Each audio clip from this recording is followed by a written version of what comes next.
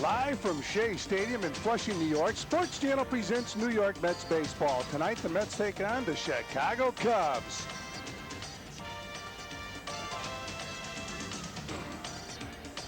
Hello again, everybody. I'm Fran Healy, along with Ralph Kiner and our colleague Rusty Staub. Tonight, we'll bring you the play-by-play as the Mets take on the Cubs in the final game of this four-game series. And, Mr. Kiner, what should the Mets do?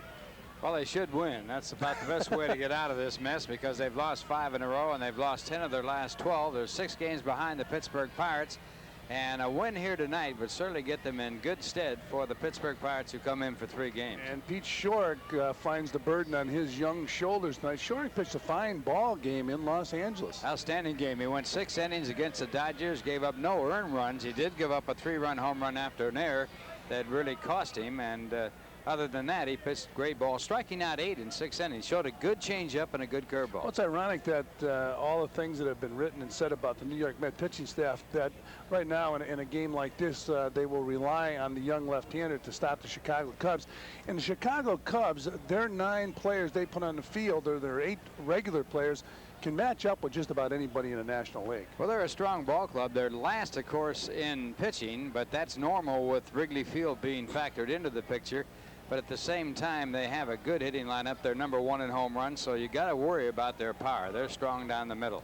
And there's a guy right there. Speaking of up the middle, you got Ryne Sandberg, who really doing a fine job once again this year. By the way, here on Sports Channel tonight, we will introduce here in the metropolitan area for baseball viewers Supervision. And Supervision right here, we're going to show you, we'll demonstrate how fast the pitch is, how the ball curves, where the location of the ball is. Now there's the camera up on top of the stadium. They, I believe, have 2 cameras here, one on the left field line and one on the right field line.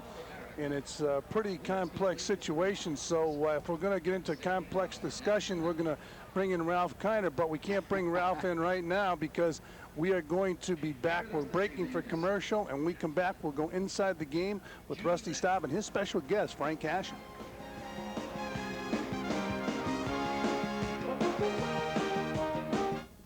New York Mets baseball is brought to you by your Greater Tri-State Sherwin-Williams paint stores. There's only one paint this good, and there's only one place you can get it. The pros know. Ask Sherwin-Williams. By today's Chevrolet, who invites you to see why more people are winning with the heartbeat of America. By Nobody Beats The Wiz for everything in home electronics, music, and movies. Nobody beats The Wiz. By your Tri-State New York Toyota dealers. I love what you do for me, Toyota. By Manufacturers Hanover, where your money has power. By your Tri-State Jeep and Eagle dealers. There's only one Jeep, but it's only at your Tri-State Jeep and Eagle dealer. By Texaco System 3 gasolines. Texaco, star of the American road. And by Budweiser, the king of beers, with that distinctively clean, crisp, cold taste. Nothing beats a Bud. Taking a look inside the game, we talked on Saturday night about the New York Mets and the position they were in. They have been having a rough streak. The Pittsburgh Pirates have been having a rough streak. A lot of backstabbing, a lot of finger pointing, and we talked about it was time for the New York Mets ball club to come together. They've lost 2 in a row since then, and very truthfully, I don't know where to turn to, what else I can tell you. So I thought I'd bring the guy that really runs this organization, Frank Cashen, on, and we could talk a little bit about it. Frank, I know the Mets have made one move so far in releasing Tommy Herr and bringing up a young pitcher, right? That's true, yes, and he'll be here this evening. Do you think that that what you're, I mean, you can't be happy with what you're looking at on the field right now? I don't know what you can do. I don't know what any of us can do to turn this around. The way it looks like to me, the guys on the field are the ones that do it. Is there anything you all are trying to do verbally, behind the scenes, or anything that's gonna maybe get everybody going in the right direction here? Well, with the simple exception of trying to get another left-handed pitcher in the bullpen, which is something we've been trying to do for 2 or 3 months, have been singularly unsuccessful. I thought at this point in the season, when more teams are out of the race and perhaps would be willing to part with a veteran left-hand pitcher, we'd be able to come up with one. We have not, we meaning the front office. Other than that, there isn't a whole heck of a lot that you can do sitting upstairs in an administrative office. However, I, for one, remain somewhat optimistic. After all, this is the same personnel that just a few weeks ago went ahead and went on a 10-game winning streak. This game is a game of peaks and valleys, as you well know, and peaks are possible and valleys are possible. At this point in time, though, what you really have to do to win the pennant is to win series. You can't go out and drop 3 out of 4 to the Chicago Cubs. You have to win those kind of series, or at least break even in the tough series. And when it's a 2 out of 3 game series, you got to win that 2 out of 3. That's what wins pennants. There's been a lot of talk about the leadership of the club, not only from the dugout, but on the team itself. Now, it seems like the Mets have a couple of guys who might be quiet leaders, but they don't have anybody generating that enthusiasm. I've never seen a bench that's so dead. Now, I don't understand that, how that can go on for so long a period of time. Well, it would probably be inappropriate for me to comment too deeply on that. No, I don't think that we have any great leader, but leaders come from different ways. Some leaders come by example. I think Hojo, for instance, is a leader to the degree that he goes out there every day, day after day, gives it 100%, 110%, 115%, plays when he's injured, does a lot of things. I think to a degree he is a leader. But he is not someone who jumps up and pats himself on the chest and says, I am a leader, I am a leader. So it's kind of a quiet leadership. Veteran ball players sometimes provide that.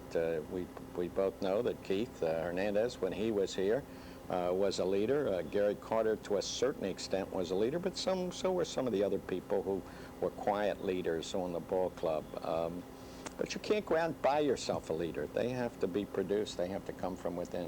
Well, Frank, we'll see what happens as we go along here. It's certainly been a rough run for the Mets. They have a game tonight with the Chicago Cubs. They're coming up to a big game with Pittsburgh, and we will see what's going to happen.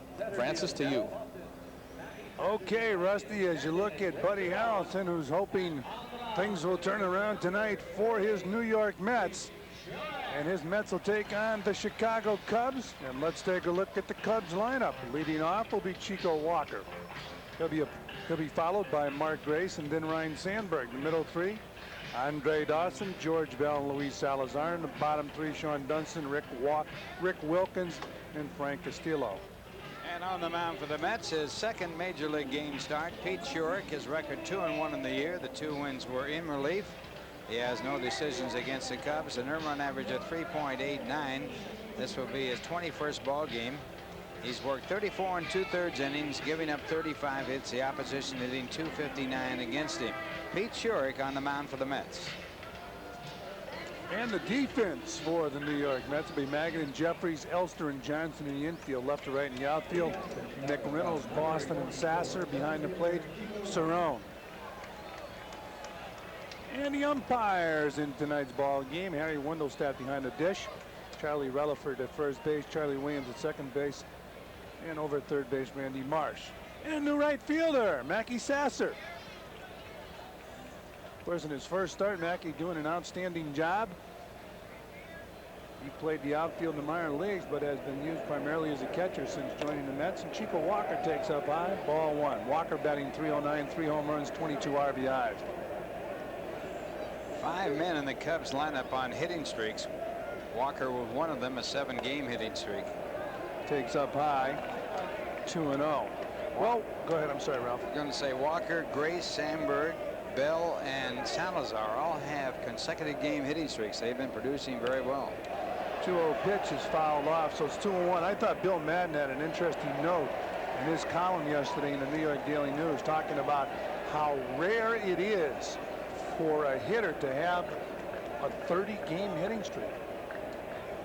Not too many people have done that. That's pointed out in that article. I thought it was an excellent point by Bill Madden, who does a good job. There's a looper in the center field, base hit. So Chico Walker extends that hitting streak.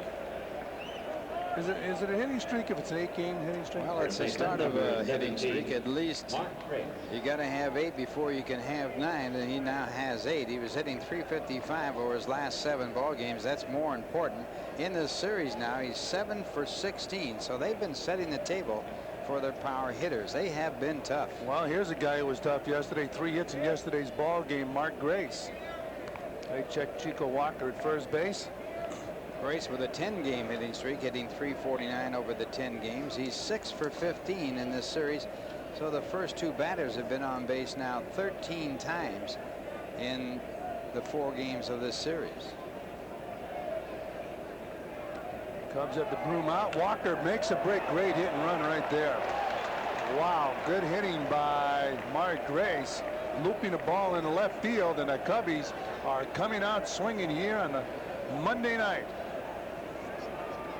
Runners on first and second with nobody out here in the first.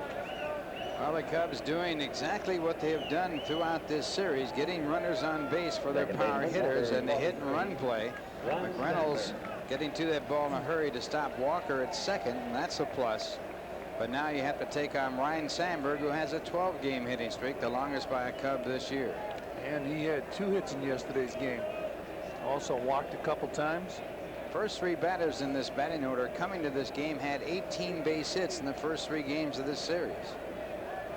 You saw Sandberg's stats: 18 dingers, 63 ribbies. He takes up high, ball 1. Short pitch last in L.A. Pitched a fine ball game. In fact, Rick Cerone was very impressed with his stuff.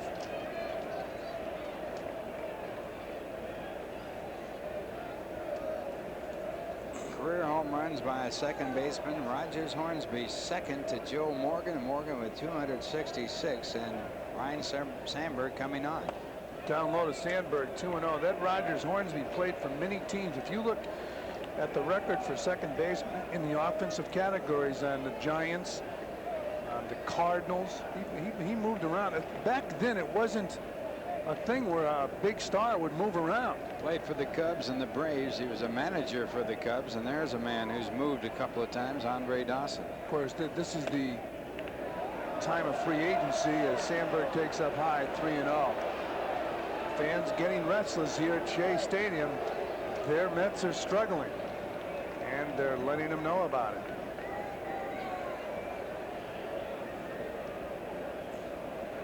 Each short.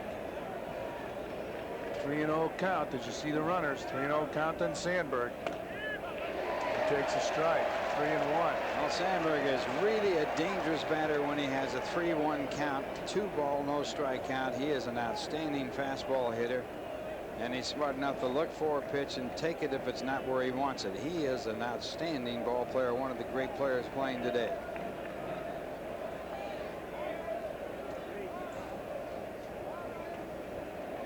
One pitch. It's the heater, and he just misses. Well, he got his swing in. He was really geared for that fastball. Didn't get it, but he had a good swing at it and fouls it off. Tough position now for Pete Sherrick. It's 3-2.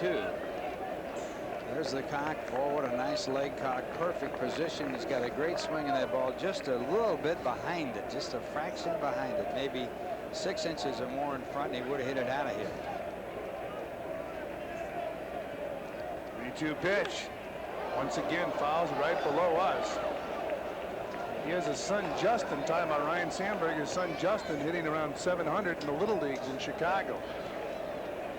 He's been in a slump, huh? Here's the last pitch. It was 92 miles an hour coming out of his hand. At the plate, it came in at 84 miles an hour, and it did not break anyway and was down just 5 inches because of gravity taking the ball down. There's always that angle of gravity involved. That was a fastball, and the angle of the delivery with the gravity pulls the ball down toward the ground. 3-2 on Sandberg. He's been on those last 2 fastballs. Runners on first and second, nobody out. Runners hold. Way inside, ball 4. So Ryne Sandberg, who was drafted in the 20th round by the Phillies back in '78, is now on first base. The reason I mentioned that, they have Sean Dunston at shortstop, #1 draft pick in the country. How about Ryne Sandberg, the career he has had, and he was drafted so low, Ralph? And traded away by the Phillies to the Chicago Cubs. A shortstop in the minor leagues, moved to the Cubs, became a third baseman, and now over to second, where he set all kinds of records as a defensive second baseman. Well, bases are loaded for their money man, Andre Dawson. 282, 18 home runs, 69 RBIs. For the record, Dawson with 2 career Grand Slam home runs, should say 2 Grand Slammers this year. He pops the ball up. This baby might be playable in foul territory. Nice play, Magadan. Walker tags, and the throw home Not in time. Good base running by Chico Walker. And the Cubs have a 1-0 lead here in the first. And all the runners move up on the play. Very good base running by the Chicago Cubs. They all tagged, actually should have, with the ball in foul territory, and then they move up after the catch. If you're wondering whether or not he should have caught it, I would say yes, he should have caught it. Even though all the runners move up and they get a run, you got to get an out here. I agree with that. You don't want Dawson with another shot at you. Got to get an out here with Dawson the batter, and you get him out. At least you got one out, and you got first base open. You got a little playroom now as George Bell comes up. So George Bell, the batter, with runners still in scoring position. Mark Grace on third base. Ryan Sandberg on second base. The graphic tells Bell's offensive story this year. 287, 20 home runs, 68 RBIs. That's a sac fly, incidentally, and no time at bat for Dawson with a run batted in. At one time it had to be to the outfield, but no longer. 1-0. Well, if the ball was in fair territory. Still a sac fly. Yeah. Would it be ruled if an infielder catches it? Mm-hmm. If you get that runner in, no matter who catches it, it's a sac fly now. Down low.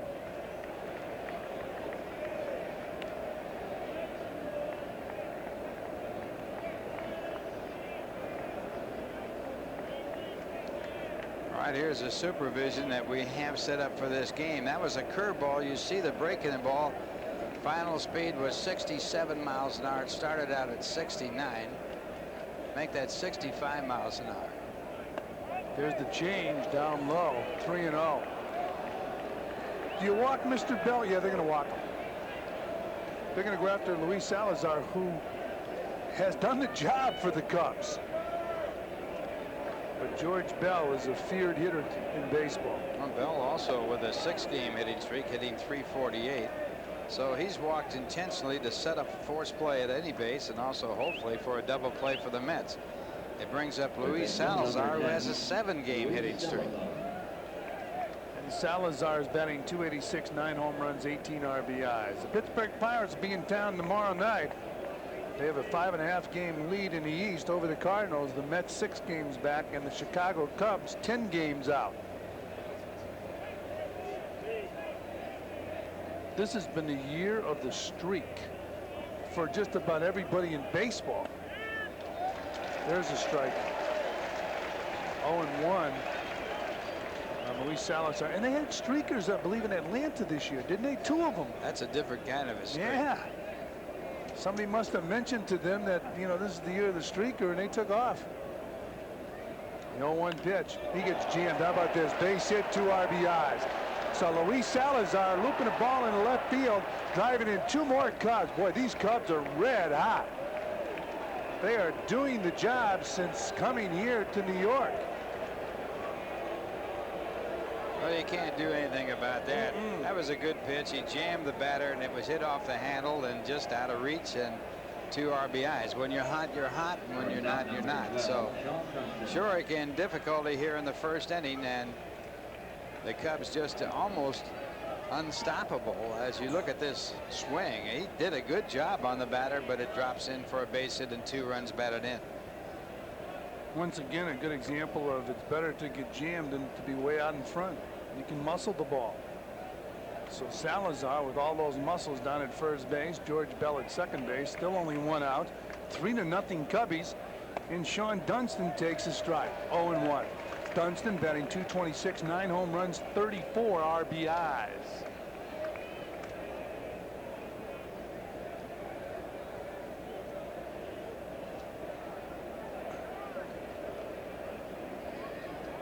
There's the line score, and we are only in the top of the first. Dunston fouling the ball off, 0-2.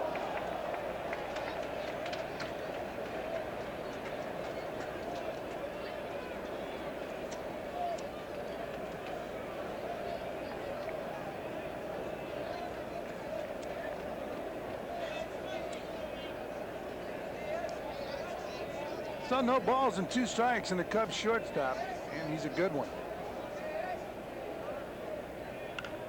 Throws the ball foul. So we'll do it again. Dunston has been a bit of a disappointment with his bat. The Cubs have been looking for a lot more from Dunston. One of the interesting things about Dunston, he turned down an $11 million multi-year contract. Turned it down. It was offered to him by the Cubs. His best year was '89 when he had 278. Had only 9 home runs. Last year he had 17 dingers, 66 RBIs. Fouls the ball out of play. I'm sure when the Cubs look at Dunston, they realize he's still a young guy. He's 28 years old, has all those tools. They see some improvement offensively. Defensively, he can do it, and you hate to let him go.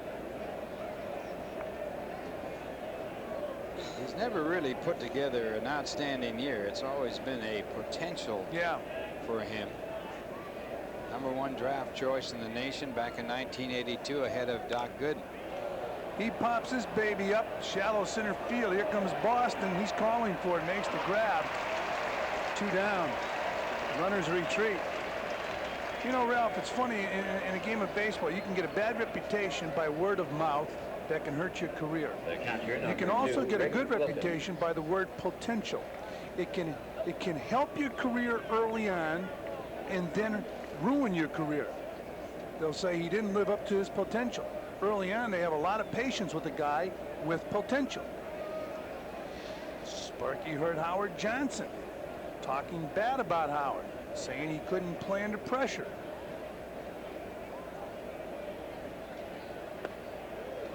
And the batter, the catcher, Rick Wilkins, takes a strike.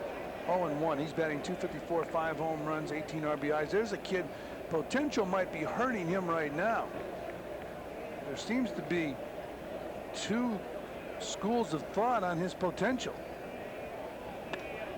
Up high, 1-1. Well, Jeffries, throughout his minor league career, always voted the #1 prospect in the minor leagues, and of course he came up his first year with the Mets and tore the league apart in a short month. 1-1 pitch, down low, 2-1. When you look at Jeffries, he's doing a decent job for the Mets. Now, nobody's going to be a superstar because somebody points a finger when he's 18 or 19 years old and say he's going to be a superstar. All those reputations are hard to shake. 2-1 pitch, fouled off. So it's 2 balls and 2 strikes on Wilkins. 2 outs. We're in the first inning, 3-0. This ball, a hanging curveball, and it comes up and gets Cerrone.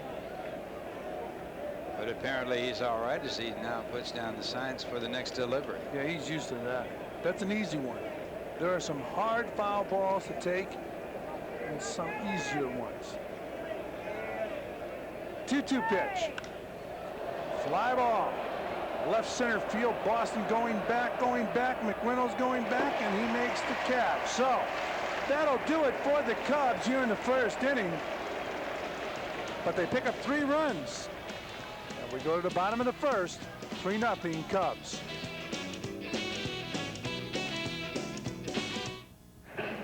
Well, back here at Shea Stadium, bottom of the first inning. Let's take a look at the Met lineup. It'll be Greg Jeffries in a leadoff spot to be followed by Darryl Boston and then Dave Magadan. The middle 3, Howard Johnson, Kevin McReynolds, and the right fielder, Mackie Sasser. In the bottom 3, Rick Cerrone, Kevin Elster, and then Pete Shorrock. And on the mound for the Cubs, a man the Mets have never seen, John Castillo. He has a record of 3-2. 3.74 ERA, his 9th game start. He's had 2 complete games, working 55 in the 3rd innings, giving up 53 hits. The opposition hitting 251 against him. He was at Iowa earlier this year and was 3-1 there. Did not give up a home run. He's allowed only 1 home run in his major league career. He also was on the DL 2 times. And the defense would be Gray, Sandberg, Duncan, Salazar in the infield, Bell, Walker, and Dawson in the outfield, Wilkins behind the plate. Castillo with an outstanding changeup.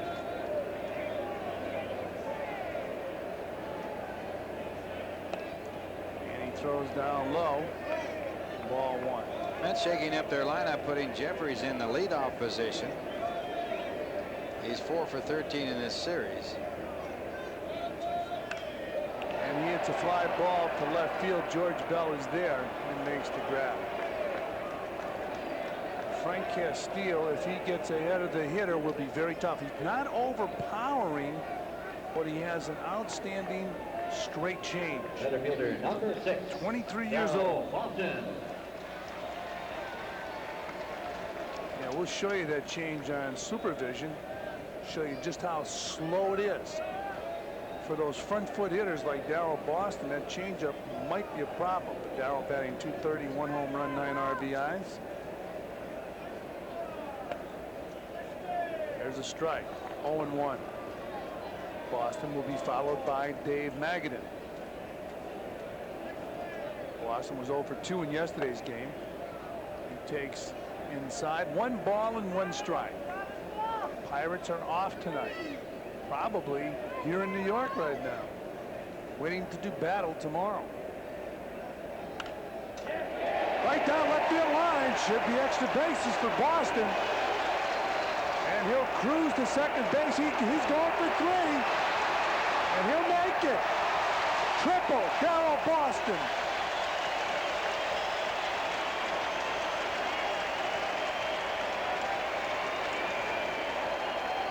First baseman number 10, Dave Magadan.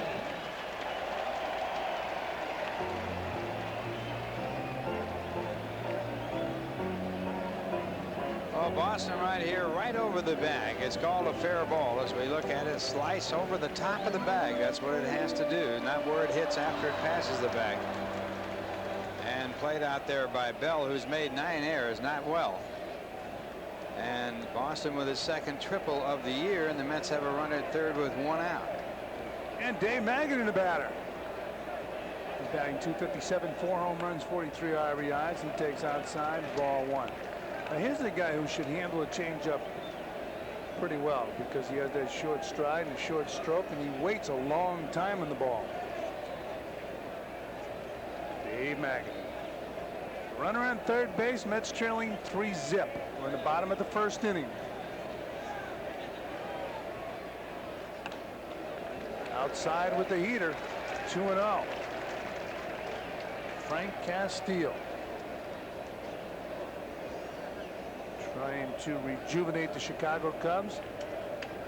Cubs have had some injuries to their pitching staff. Rick Sutcliffe for one. Dave Smith. Outside. 3-0. Looking at Howard Johnson on deck.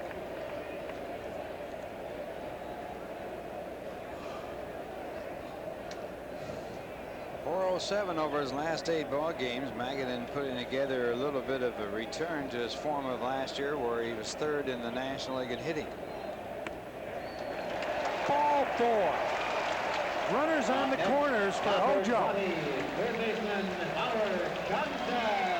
Magadan getting his 68th walk. He is 4th in the National League in that department. In the top 10 in on-base percentage. And the Mets now have the time run at the plate. And Howard Johnson with 1 swing of the bat and tied this ball game up. He hit his 23rd home run in yesterday afternoon's game against the Cubs. He's batting .259 with 73 RBIs. Well, if we're going to see that change of pace that you've been talking about, it should be in this sequence to Howard Johnson.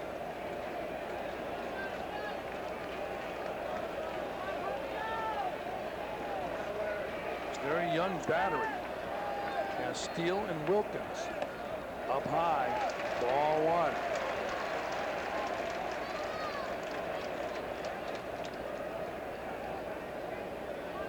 1. It doesn't matter how young the battery is. If the pitcher can throw, he can win. Catcher only has so much to do with the outcome of the ball game. There's an awful lot of emphasis put on youth.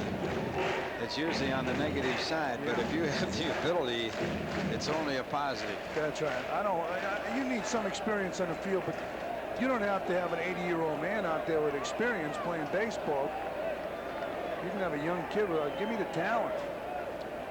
Solid runners on the bases. There's that changeup, fly ball, right center field. It'll drop. Base hit, Hojo. Boston scores, and it's 3-1 Chicago. He got the changeup up to Howard Johnson. And Hojo drives in the first run of the game for the Mets. Number 22. Awfully cautious base running by Magadan here. This ball is out there, and it appears it's going to drop no matter what. Nobody close to it. He gets his 74th RBI, but Magadan holds at second base on the play. Scoring from third was Boston, and Johnson now with 74 RBIs, third in the National League. So runners on first and second with one man down, and Kevin McReynolds the batter. High breaking ball. 1-0. Boy, it's tough to pitch upstairs when you're not overpowering.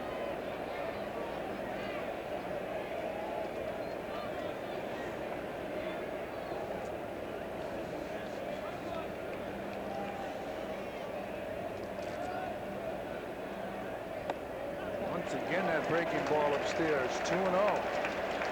That brings out the pitching coach. Actually, it's the manager that's going out there. He doesn't like what he sees. Billy Connors, the pitching coach. The new coach as the pitching coach for the Cubs, replacing Dick Pole, and Essien goes out to talk to his pitcher. There's Billy Connors, formerly with the New York Mets, and outstanding talent as a pitching coach.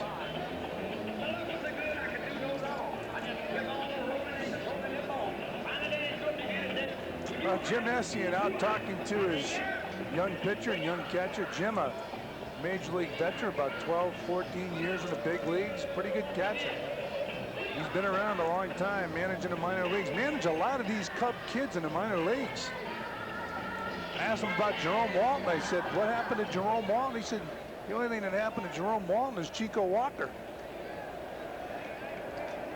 Chico Walker, 14 years in the minor leagues and doing a tremendous job now with the Cubs. 2-0 on McReynolds. Will he challenge him? Yes, he does. It's the outside part of the plate. 2-1. Not a good pitch to hit, even though it was in the strike zone. A tough pitch to handle the drive hard, and that's what you're looking for from McReynolds here. Now it's a little bit different.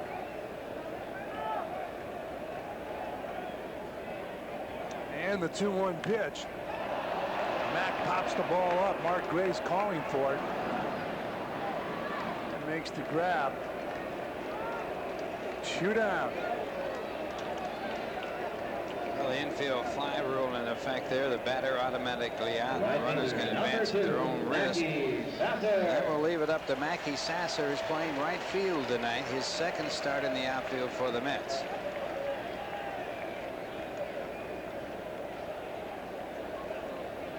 Sasser, an outstanding record here at Shea this year, hitting .420, 21 base hits.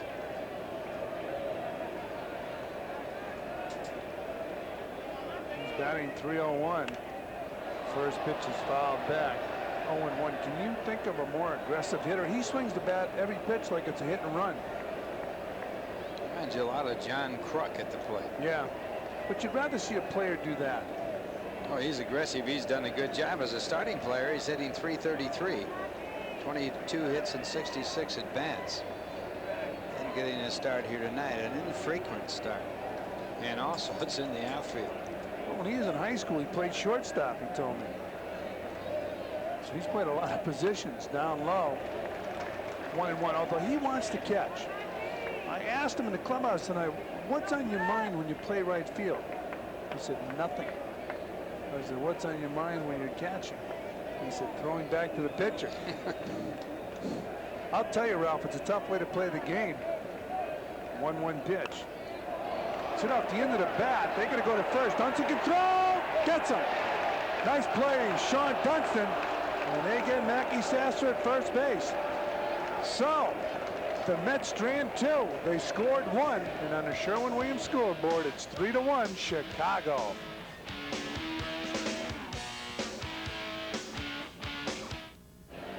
Well, back here at Shea Stadium, we go to the top of the second inning, and the Cub pitcher, Frank Steele, will lead it off. Leading off in the Cubs, number 49, the pitcher, Frank Garcia. Frank batting .63. And he tries to bunt for base hit. Short, fields it, throws to first. Castillo laid down a pretty good bunt. He has to get somebody to run for him. Yeah, he's not going to beat many out with that kind of speed. I was talking to Ralph about this bunting. We know we are talking to an expert, according to Bob Levitt. Well, you got to be able to run a little faster than that to beat that bunt out. It was a pretty good bunt. He's 1 for 17 now. So he figured his odds and said, I'll try a bunt it. Maybe I can get on. Well, he's back in the dugout. Billy Connors with a smile on his face. Even the manager was smiling, Jim Essien. They figured try anything. 1-0 on Chico Walker. He takes a strike. 1-1. Ralph told you about Chico Walker's hitting streak. 9 games now. I think the better note was his minor league career. 14 years in the minor leagues. You gotta, all are part of 14 years. got to pull for a guy like this. Yeah, he's certainly done a job for the Cubs this year. 1-2. Well, that's a good pitch right there. 2 down. After his 14 years in the minor leagues, he had a little cup of coffee in the majors. He played his first game for the Cubs this year and batted cleanup. That's an interesting. That's a confidence Can builder. you believe that?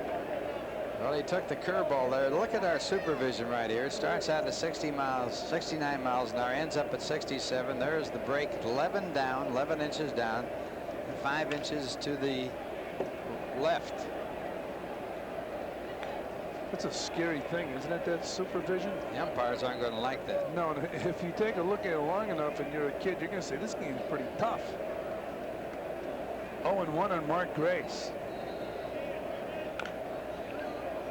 Years ago, there was an article in Life magazine when Life was an outstanding magazine, not that it isn't now, but one of the #1 magazines in the country, and they had a big article proving by taking pictures, photographs, that the ball does not curve. And everybody that's ever played baseball said they're crazy. It does curve, and it does curve. And there's another one that curved. Yes, sir. That'll do it for the Cubs as Mark Grace takes strike 3. So Pete Shorrock setting the Cubs down 1-2-3 here in the 2nd inning, and on the GE scoreboard, it's 3-1 Chicago.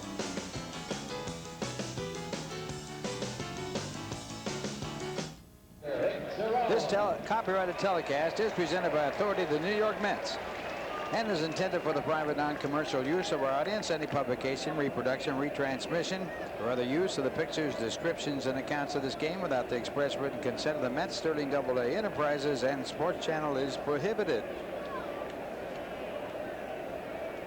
A nice crowd here at Shea Stadium for this Monday night game as Rick Cerone steps in. It's a ground ball to short. Watch this kid throw. Sean Dunston. Yeah. Scored 6-3. Second game that Dunston has started in this series. In the first game that he started, he made 2 errors and also threw another one away on a double play attempt that was not an error. He had a tough time throwing. He's made 16 errors already this year at shortstop, and he still won't take $11 million to sign. I asked him about that the other night. I noticed your last question to him was, one more last question. Why won't you take the money? Sean Dunston. 1 out, and the batter now is Kevin Elster. There's Mark Grace. Of course, Grace has to catch those bullet throws that he throws over there. And I did ask Sean Dunston. This pitch, I'll tell you, as Elster pops the ball weakly to Mark Grace. 2 down. I asked Sean Dunston, humbly speaking, who had the best throwing arm in the National League in the infield. He mentioned Caminetti from Houston. A couple years ago, Baseball America said that Ken Caminetti had the best throwing arm in the National League for an infielder. I'll tell you, we've seen Ken Caminetti. He has a fine throwing arm, but he can't throw any harder than this guy. I was sitting next to a fellow signing autographs that was considered to have the greatest throwing arm in baseball history. Let me guess. pitcher or an infielder? Infielder. Bob Kennedy? No. Let me guess. Don't. This intrigues me now as you see Pete Short. 0-1 on Pete. How old is he? He's not playing baseball now. Okay, fouled off. 0-2. Give me the first initial of the last name. His initials were Louis Aparicio. Oh, they said Davey Johnson said he had a great arm. Davey played with him with the Orioles. Not good. And the pitcher, of course, with a fine throwing arm. They say Yul Blackwell had a great arm. Oh, he could throw. Outside, I heard a story, and Bob Lemon must have told me the story the other day. He said that you knew that Yul Blackwell was going to hit you once a game. Yeah, he was really mean, and on top of it, he threw sidearm in about, I don't know, 98, 99 miles an hour. But he wasn't. It wasn't so much that he threw the ball hard. He threw it sidearm, and you couldn't pick the ball up until it was at least halfway there. So now instead of 2/5 of a second, he had 1/5 of a second to find out whether he was going to hit you. 2-2 pitch outside, 3-2. And Bob said you felt, well, I'd like to have him do it early in the game so I get it out of the way. Yeah, just get it over with. See, that's the mentality the old timers had. He talked about early wind throwing at guys. 3-2 on Short. Swung on and missed, strike 3. So the Mets go down 1-2-3. Here in the second inning, obviously failed to score. We've played 2, and it's 3-1 Chicago.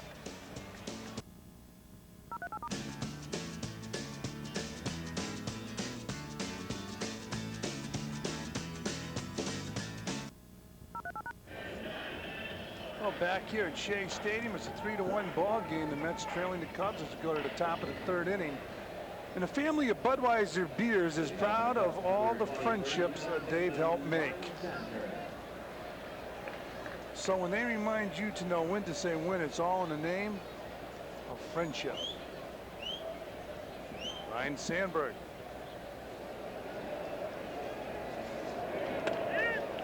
Takes strike 1. Sandberg, a big walk in the first inning after fouling off 2 3-2 pitches, ended up walking, and that set up the 3-run inning for the Cubs as they jumped off to a 3-0 lead.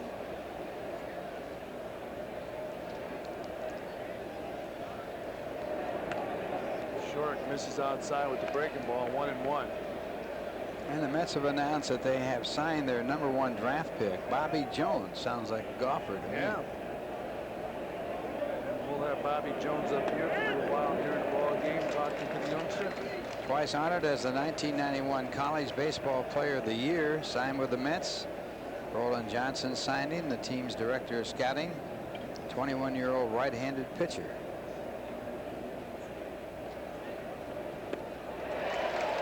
Good pitch right there. Short got a good hitter with that pitch. 1 down. 3 strikeouts in a row for Pete Short as he has now settled down. He was a victim of 2 bloop base hits in the first inning. And he's really fooled on the off-speed pitch. Let's look at it in supervision. A changeup starts off at 70 miles an hour, ends up at 66. It was down 13 inches and to the left just 4 inches and catching the back part of the plate.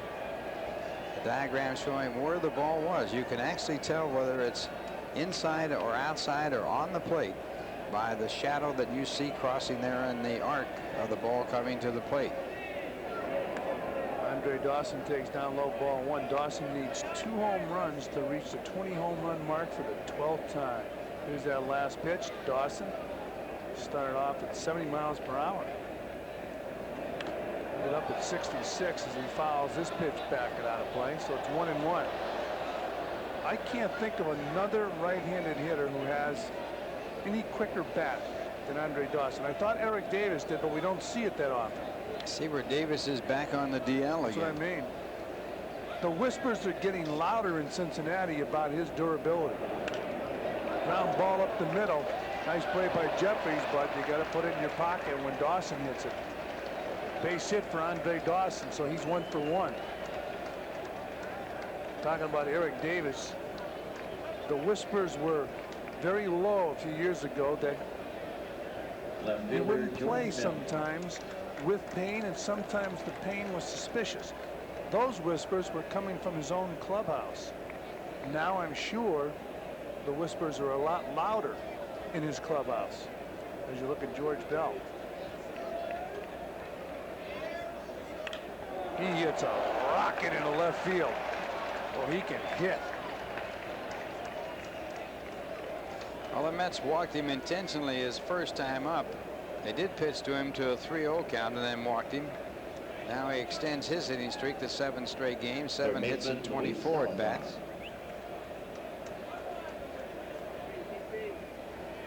This is the normal speed of George Bell's swing. He's got a quick bat right there as he takes that fastball and lines it to left field. That's what scouts look for in youngsters. They have to see if they have a quick enough bat to hit professional fastballs. As you look at Luis Salazar, big hit his first time up, driving in 2 runs. He takes a strike. The big thing for a kid is to work on the quickness of his bat, because if he has a slow bat, scouts will shy away from him. You really can't speed it up. That's almost innate. Well, the problem I think scouts have today is they're watching kids swing the aluminum bats. 0-1 pitch. There's a strike. The thing about the aluminum bats, you can hit the ball off center and still make it go out of the ballpark. With a wooden bat, it will break. And they feel a lot of young pitchers don't pitch inside because when they're amateurs, they stay away from those hitters inside because they can't really jam them with aluminum bats. There's a good breaking ball. Where's that supervision when we need it? 2 down. Watch this. Well, Shurik with a major league curveball, and he shows it right here. And it goes down 12 inches, moves to the left 1 inch. That would be called a drop in the old days of baseball. This is it as you look at it again. What a pitcher's pitch. You could see what supervision was right on the black.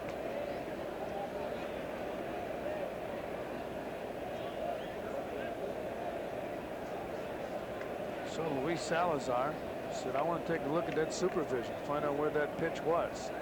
So look at Sean Dunston, the batter. Fouls the ball off. Strike 1. Shurik struggled in the first inning, giving up 3 runs, but set the Cubs down 1-2-3 in the second. 2 strikeouts in the second inning. He's got 4 in the game right now. See the runners on first and second. Andre Dawson on second base, George Bell on first base. 2 outs. Way inside, 1-1.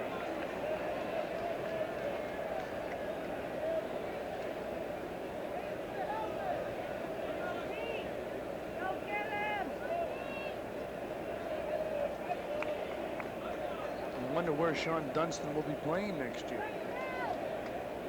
He said if he leaves Chicago, he wants to stay in Chicago, but if he leaves, he wants to go to California. 1-1 pitch.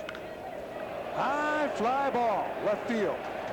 Kevin McReynolds gliding in, and it's a can of corn. That'll do it for Dunston and the Cubs. They strand 2. We played 2.5, and it's 3-1 Chicago. Mets baseball is brought to you in part by GE. From aircraft engines to appliances, we bring good things to life. And by New York Telephone, who reminds you we're all connected. On the Nobody Beats the Wiz scoreboard, a check of the National and the American League. The Dodgers leading Cincinnati 1-0, top of the 3rd. San Francisco and Atlanta, no score, bottom of the 2nd. San Diego and Houston later. Houston red hot. They won 7 in a row. The Yankees 2 and Detroit 1, top of the 3rd. Milwaukee 3, Baltimore nothing, bottom of the 2nd. Boston and Kansas City later. Cleveland will be playing in Texas later. Seattle against Oakland, Minnesota against California later. Ron Darling is pitching for Oakland in that ball game. Oakland in 3rd place. The White Sox are 3 games back of the Minnesota Twins. The Dodgers lead Atlanta by 3.5, Cincinnati by 6.5. And Toronto leads Detroit by 4 in the American League East. And leading off for the Mets here in the bottom of the 3rd will be Greg Jeffries. Jeffries flied to left his first time up, so he's 0 for 1.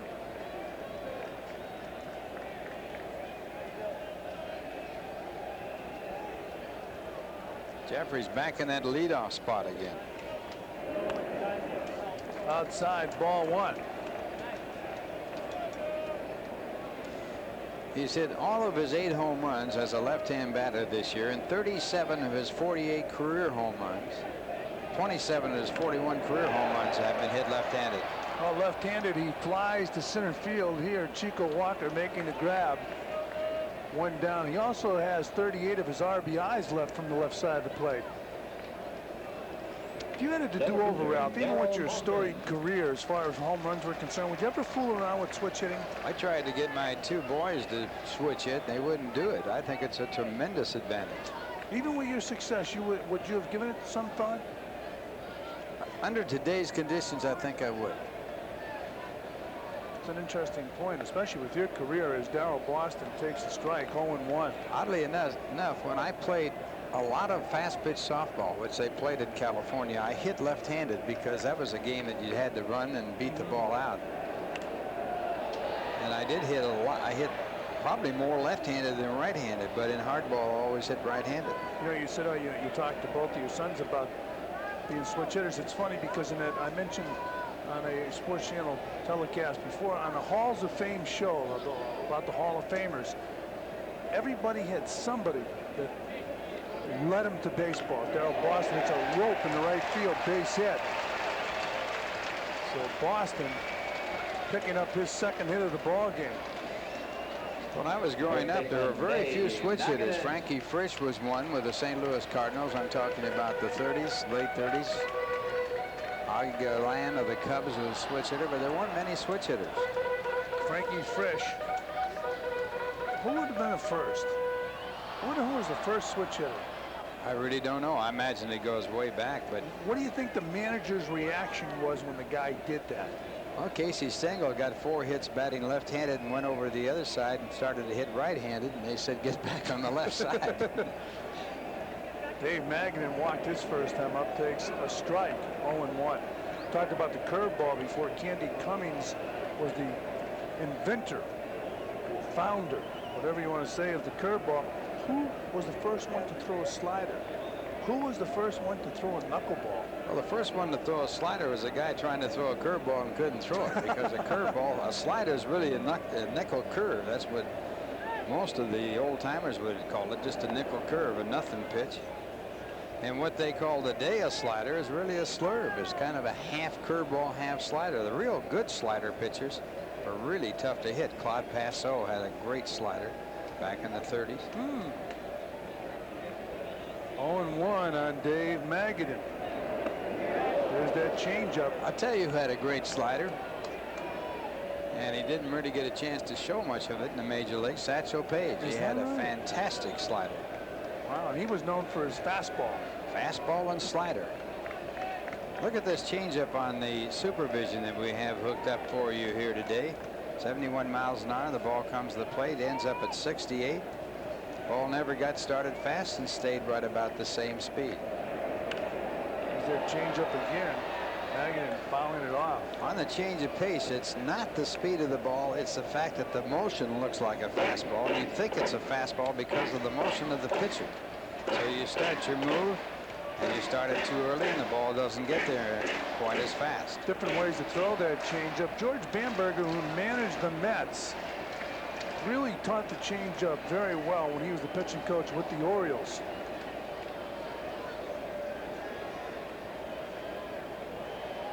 Frank Viola, of course, the author of one of the better changeups in the game. Outside to Magadan, 1-2. I think Bamberger's changeup was more of the Staten Island sinker. It was a spitter is what it was. I saw him pitch a lot in the Pacific Coast League where he had great success. He is a character. Oh, he was one of the great ones. Yeah, he's a great guy, George Bamberger. 1-2 on Dave Magadan.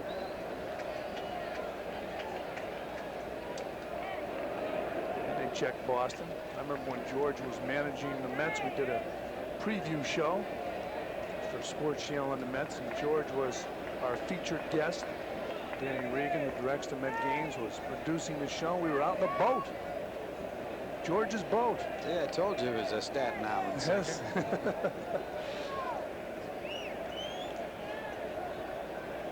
1-2 on Dave Magadan. Down low.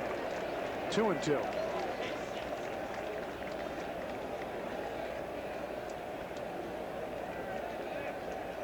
2 balls, 2 strikes. Big at bat right here. Boston on first base, 1 out. Magadan reaches base. The next batter will be Howard Johnson. Beautiful night here in New York. Don't forget tomorrow night. Come on out, see the ball game. The Mets and the Pirates. Check Boston.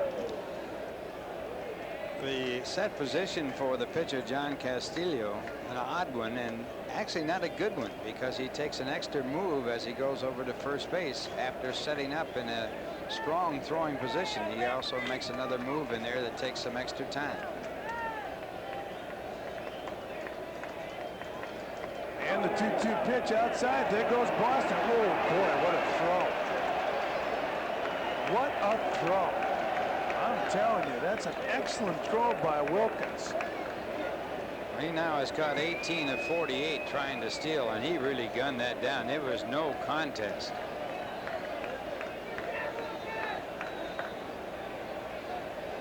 Boston, not a very good jump, and this throw is just perfect. Boston gets a little extra shoulder job there from Dunston. Well, 2 outs, 3-2 now on Dave Magadan. Foul tips the ball into Wilkins' glove, and that'll do it for the Mets. Here in the third, they fail to score. They strand no one. At the end of 3 on the Sherwin-Williams scoreboard, it's 3-1 Chicago.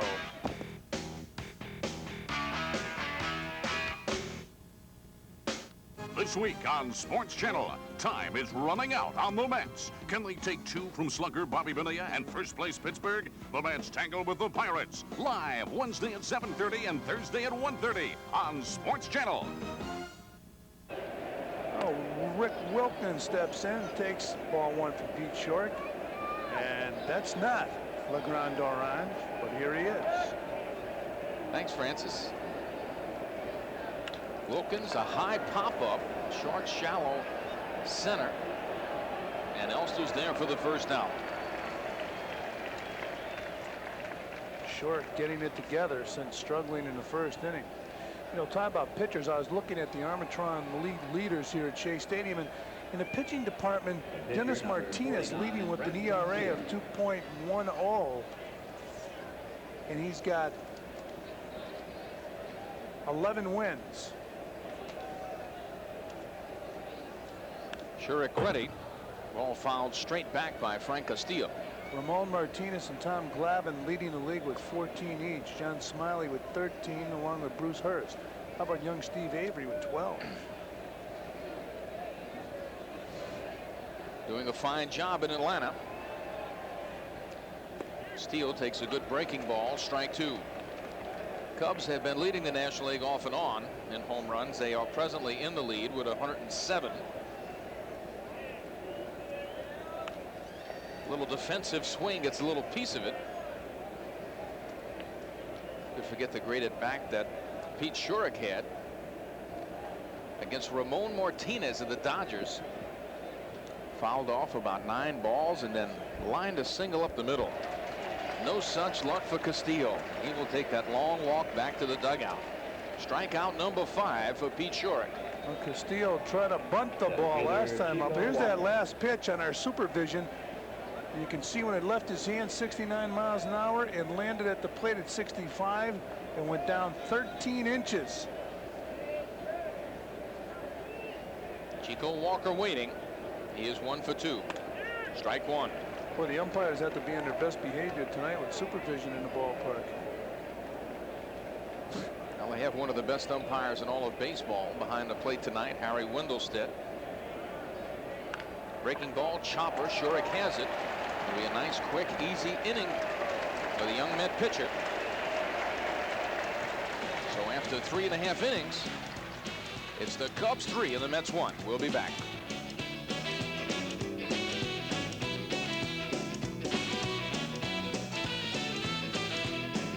New York Mets baseball is brought to you in part by your Tri-State Jeep and Eagle dealers.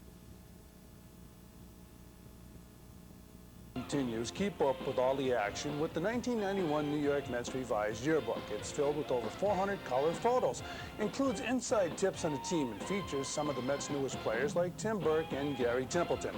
To order, send a check or money order made payable to the New York Mets for $6 plus $2 postage and handling to this address. Please allow 4 to 6 weeks for delivery. New Jersey residents add 7% sales tax. And kids, don't miss out on the Kid Cuisine Fanny Pack Night on Sunday, August 25th. All kids 14 and under attending the 8:05 p.m. Sunday night game against the Cincinnati Redlegs will receive a fanny pack with a Mets script logo courtesy of Kid Cuisine.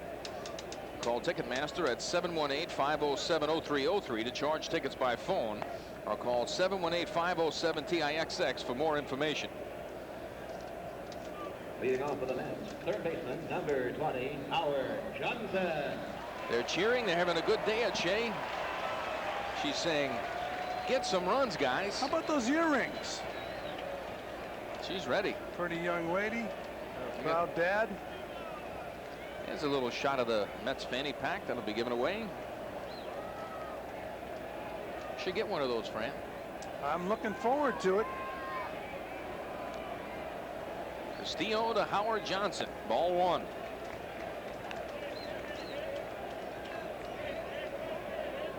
Mets trying to get those bats working.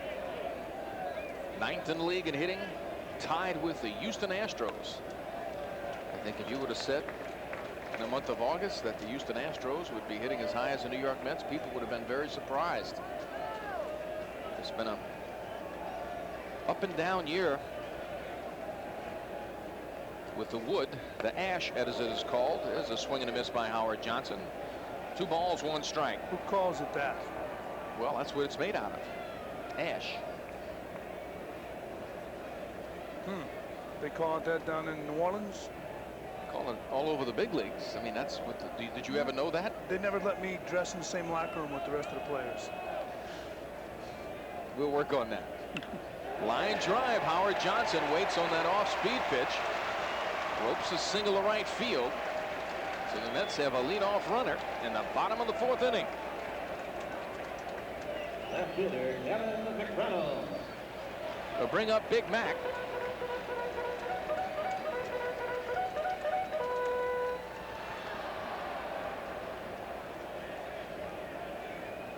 All right. There we are.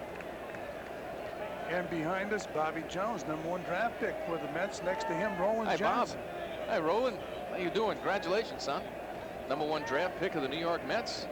Chance to come up here and watch the Metropolitans play. We got to get him a headset so he can talk, Rusty. We'll work on that. That's your job. I'm on the play-by-play. You're on the duty. By the way, the gentleman who signed him, Roland Johnson, right next to him, signed Andy Van Slyke. So you're in good company. He said you're going to be better than Andy Van Slyke. No balls and a strike to Kevin McReynolds. Howard Johnson leading off at first base. Line drive up the middle by the shortstop Dunston. Howard Johnson has to hold at second. Dunston playing up the middle could hardly even move before that ball got by. That's how hard McReynolds hit it.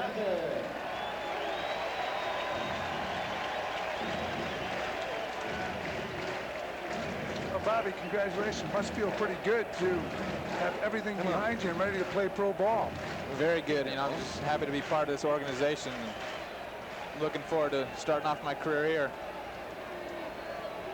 Where will you play ball right now? I leave tomorrow morning for Columbia. You're going to wait that long, eh? Roland's got the boys on the move right away. I like it, Roland. Mackey Sasser. He is 0 for 1. He is grounded to shortstop. We'll see if he attacks the first pitch. Yes, he does. Off the end of the bat, a little toss to second. Dunston, no chance to get Sasser on the double play. Howard Johnson moves to third on the ground out, or the fielder's choice. So we have first and third, 1 out, and Rick Cerone coming to the plate. Bobby, is this a little late to be signing? Yeah, it's later than usual. Were you a tough negotiator?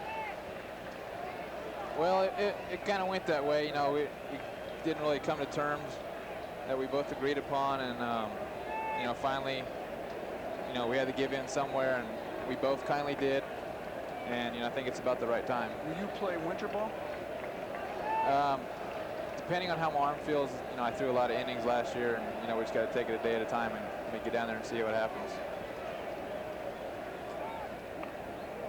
Keeping Sasser honest at first. I don't understand that. Mackey doesn't really try to steal any bases, but Castillo says, I'm going to keep you close anyway.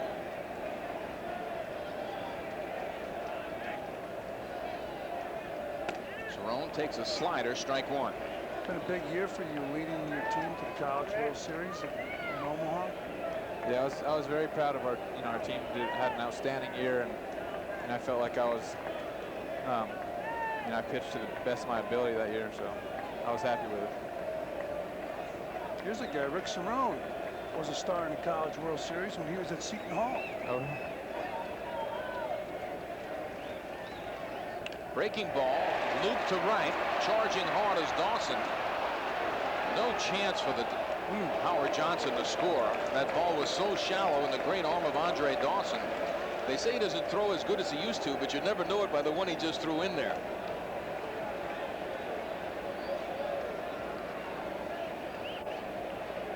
Here's that throw from Andre Dawson. Was that speeded up or was that the throw? That was normal speed. Whoa. Now watch how shallow he's playing.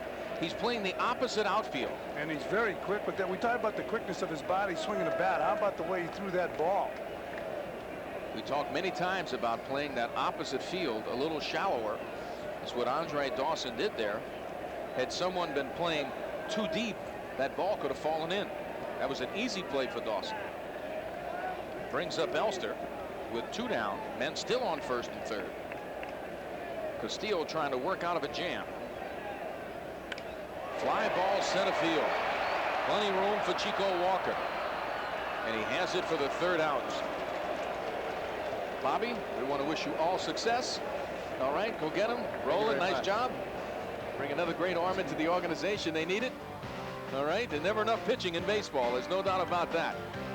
Anyway, Chicago ahead of New York 3-1. We'll be back.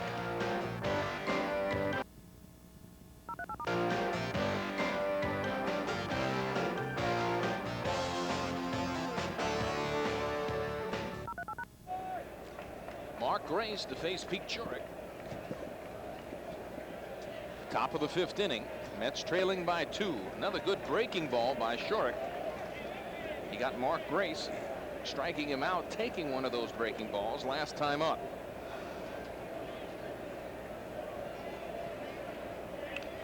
Trying for a little drag. Jurek off the mound, picks it up over to first, and he gets Mark Grace. You got to get it down that 3rd baseline or you're in trouble unless you have fantastic speed. Well, here it is again. We should have Ralph in here really talking about this bunt, but we'll try. The ball's bunted back to Jurek, and Jurek makes the play, score that one 1-3. You know, Ralph was a proficient bunter. Well, that's what Bob Lemon told us after all that stuff about power and RBIs and home runs. Can you believe it? He told us Ralph was a pesky little leadoff time. You know, be bunting all the time. Said Ralph used to come up to the ballpark in a motorcycle. That's right, no Cadillac, but he was in the minor leagues. He had a motorbike. Working on those bunts in those years. I know. That didn't get you any money. It's embarrassing to be working with a guy who made a living bunting. We'll have to talk to Ralph about that. 0-1 to Sandberg. Make it 0-2. Fans, we'd like to remind you that Mets baseball is brought to you by Manufacturers Hanover, where your money has power. Speaking of power, 300 average, 40 home runs, 100 RBIs, and 25 stolen bases. You see it, Henry Aaron, Jose Canseco, and Ryan Sandberg in 1990. He hits this ball well, but it's not good enough. Right at the warning track. McReynolds with room. Just got that down on the bat a little bit. Talk about a quiet leader, Ryan Sandberg. Very, very quiet. Leads by example. A nice interview we had with Frank Cashin and Inside the Game about A leader doing it. Not Speaking talking. of guys who are of that ilk, Andre Dawson takes ball 1. Fastball in. Tough for a pitcher to be a leader. When he's on the mound, he's a leader.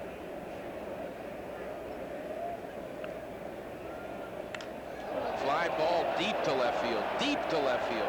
McReynolds drifting. Home run, Andre Dawson. And home run for Andre Dawson makes it 32 lifetime home runs against the New York Mets. His 365th home run.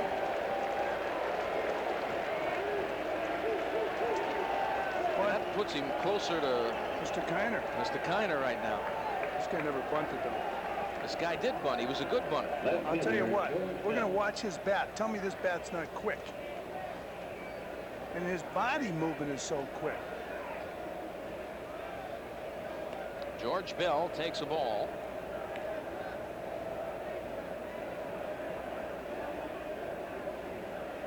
Bell has walked and singled.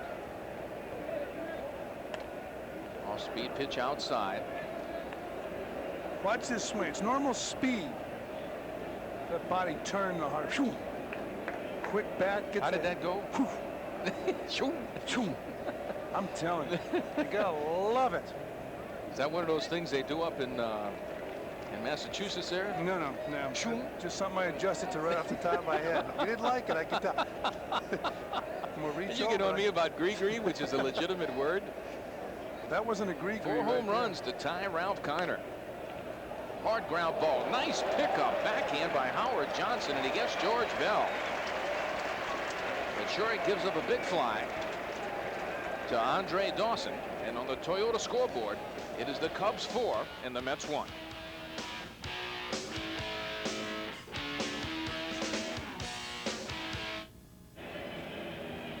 Mets trailing by 3. It's Chicago 4-1 over New York.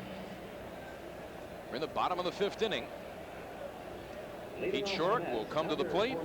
There was a little activity in the Met bullpen. And I think that's just someone loosening up. Can't tell who it is down there. Just thought bringing my glasses to the booth. Isn't that a shame to admit I have to use glasses now and then? Swing and a miss by Shurek. It's just Frankie V taking some warm-up tosses in between.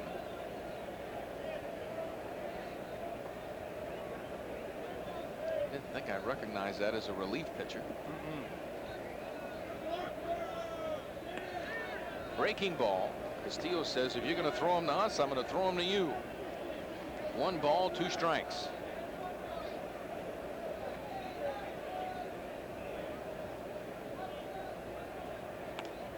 Tries for another one, but it's outside. Might have been down. 2 balls, 2 strikes. Talked about Castillo before the game. I had an opportunity to talk to some of the Cubs players. They were talking, and also Steve Stone, one of the broadcasters, talking about his changeup. Full count. Pittsburgh Pirate manager Jim Leyland and some of his coaches at the ball game tonight, checking out the Mets. Sure. They have an off night. So where are they? They're out at the ballpark, checking out the Metses. Jim Leyland, very intense manager, very respected manager. I should say highly respected. I always felt you'd be a good manager. You're going to get on this bandwagon again? I felt you You would. just want me out of the booth. No. Nice little protection of the plate there. Shurek just gets a little piece of that ball. You just want me to get down there so you can bury me. Oh, I'd be second guessing every move you made. Here's that last swing. Sure, just flicking that bat at the ball like Mark Grace did tonight. Ground ball to short. Big hop for Dunston. He throws the gun at him. And there's 1 out. Okay, now let's take a look at tomorrow's headlines from the new sports section of the New York Times. Giants open exhibition season against the Bills. Evans resigns from Madison Square Garden. Murray Chass on the underachieving Mets. Those are the headlines you'll see tomorrow in the New York Times. Well, the Mets have been underachieving. They can turn that around. They can start by making a come from behind move here. They really need a victory big time. Ground ball to second by Jeffries. That's the wrong guy to hit it to. Sandberg to Grace. 2 down. Sandberg, only 3 errors on the year. We talked about this during this series. It's incredible. Has not made a throwing error in 177 games. Wow, what a player. And he was a third baseman, Gold Glove winner. Some of the Met fans here. Well, I'll tell you what. Guy needs some help. Boston a chopper to first. It's going to be a quick inning for Castillo. Makes the tag. 3 up, 3 down in the bottom of the 5th. Mets trail 4-1.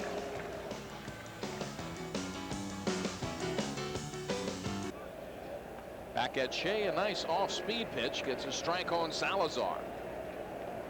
Salazar, speaking of strikes, struck out his first time up, and we'll show you the 3 pitches on supervision, the 3 pitches that got him.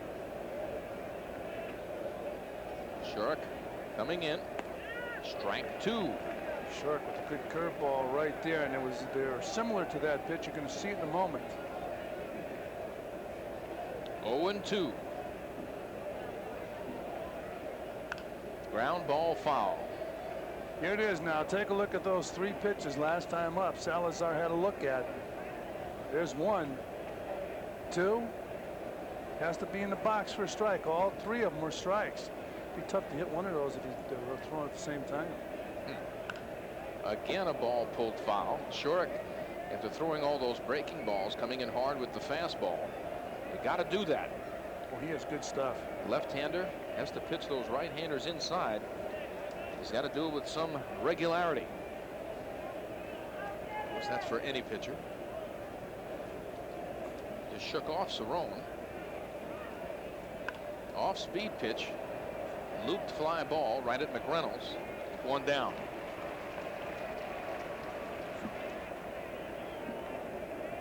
Well, Luis Salazar playing third base for the Chicago Cubs tonight. At one time, they felt a kid out of Georgia Tech would come to the big leagues and play second base for the Cubs, and Ryan Sandberg would move back to third base. Ty Griffin out of Georgia Tech.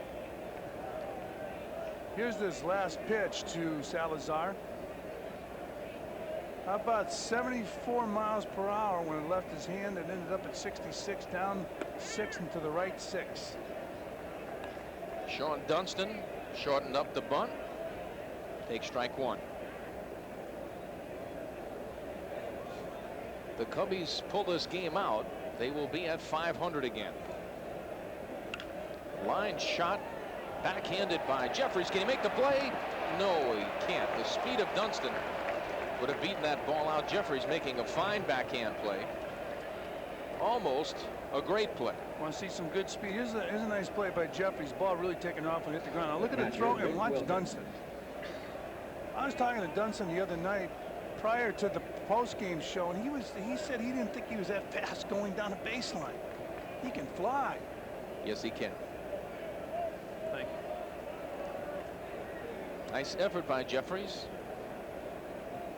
Brings up Rick Wilkins with 1 down, and Dunston leading off at first. That is not Shurek's best move. That was a B game. That's the one you have early in the morning. I used to be in all those B games starting at 10 o'clock. Oh, my word. Were you? Wow. Especially my second time around. I was captain. Captain of the B squad. Was a little more leaning toward the A game move.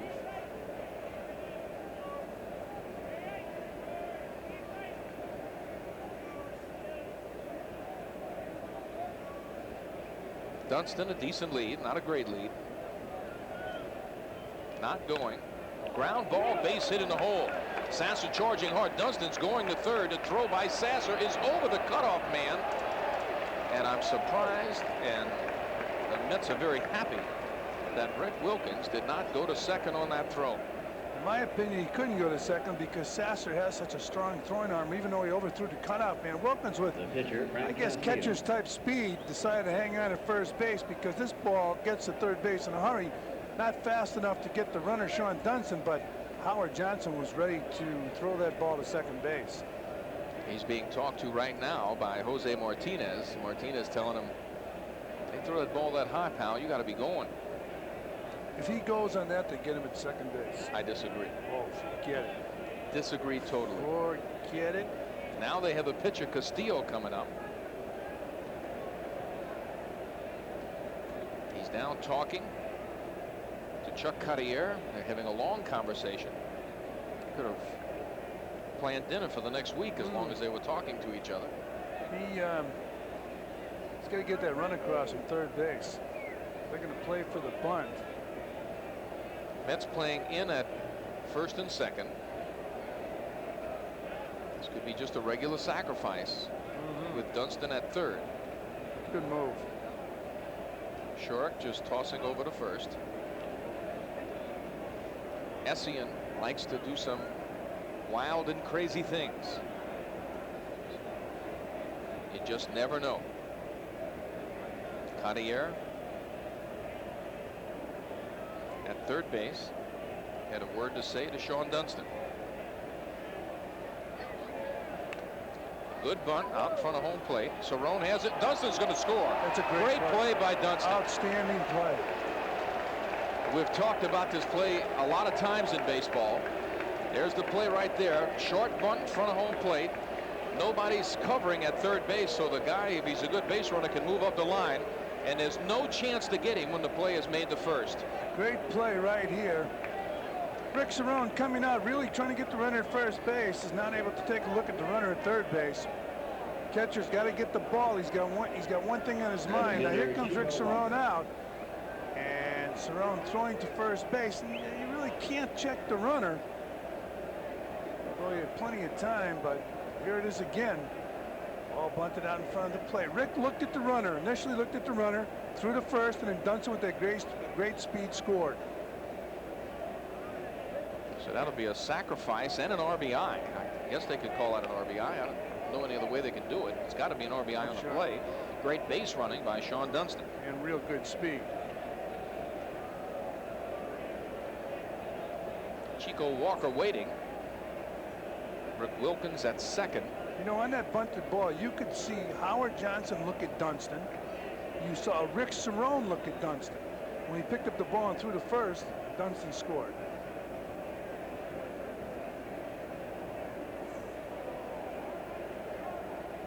Oh, and 1. Make it 0 and 2. Chico Walker hitting .310 on the season right now.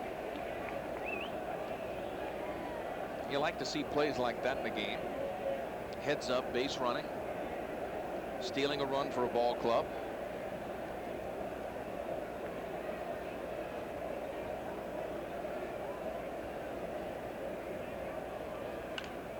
Fly ball. Ball hit firm to right field, but McReynolds is there. Chico Walker is out. The Cubs strand 1, but they score again in the top of the 6th inning. And after 5 1/2, it is now the Cubs 5 and the Mets 1.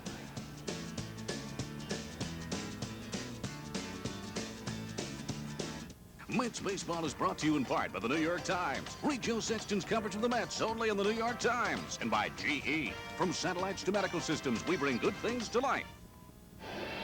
Bottom of the 6th inning, Mets trailing 5-1.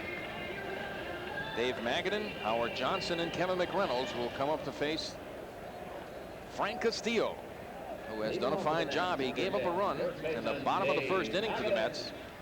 1 run on 5 hits. The Cubs 5 runs on 8 hits.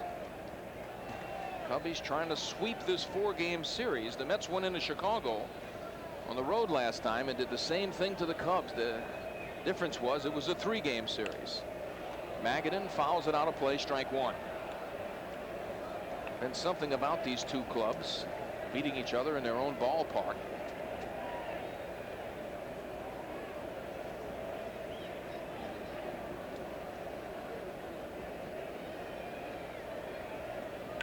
Line shot. Dunston dives but can't get it. Almost seems, Francis, that Magadan is starting to get that wand back. The magic wand of Dave Magadan. You mentioned earlier that he was about to put together one heck of a hot streak. Here's that line drive just out of the reach of Sean Dunston. They call it a game of inches, and sometimes it is exactly that.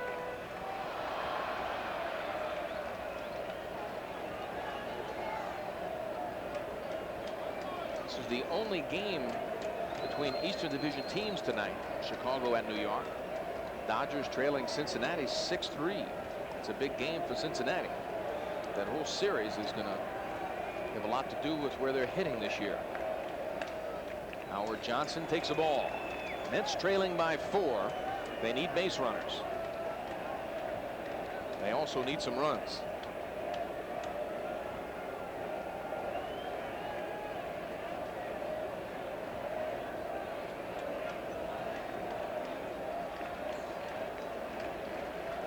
Mark Grace way behind Magadan. Swing and a miss at a changeup. 1-1. That far behind Magadan, I would send him.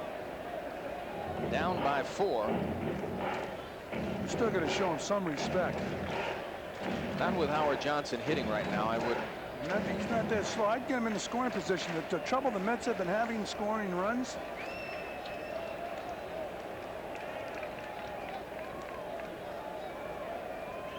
How unusual for you and I to disagree. No. Hard ground ball to second. Magadan sliding in hard at Dunston.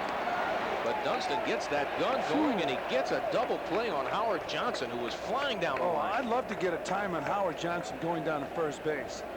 But Dunston's probably the only shortstop in baseball that could get him on this double play. Watch Dunston throw this ball and just gets him. He has a gun for an arm. Check the feed now.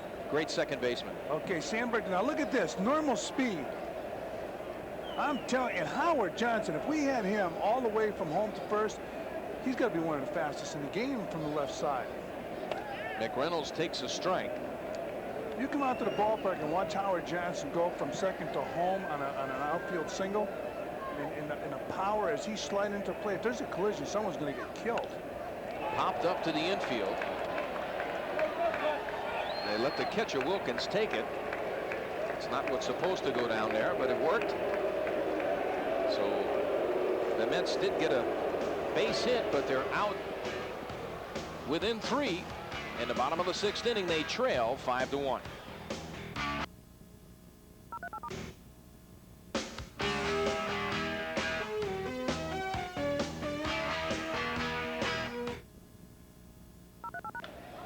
Mark Grace hits the first pitch of the inning deep to right field. Sasser drifting back and catches it on the warning track for out number 1. So Grace hits it hard, but he doesn't hit it out of the park, and it cost him an out. And as he jogs in, we'll have Ralph Kiner come in here and take over the play-by-play. Come on, Ralphie. Tough night for the New York Mets. One away here in the top of the 7th, and the Cubs leading by a score of 5-1. They jumped out to a quick lead with 3 runs in the first. Added a run in the 5th inning and a home run by Dawson, and another run in the 6th. That'll bring up Ryne Sandberg, and he takes the first pitch by Pete Shurik for strike 1. Sandberg in this game 0 for 2 with a walk. His 12-game hitting streak in jeopardy as Shuri comes back and misses for ball 1. 1 ball and 1 strike. During that hitting streak of 12 games, it's still on as far as that goes, hitting .478 with 22 base hits. 4 of them have been home runs. And the pitch to the plate again, high and away, and it's 2 balls and 1 strike. Last time the Cubs had a 4-game sweep was back in 1985 against the Pittsburgh Pirates.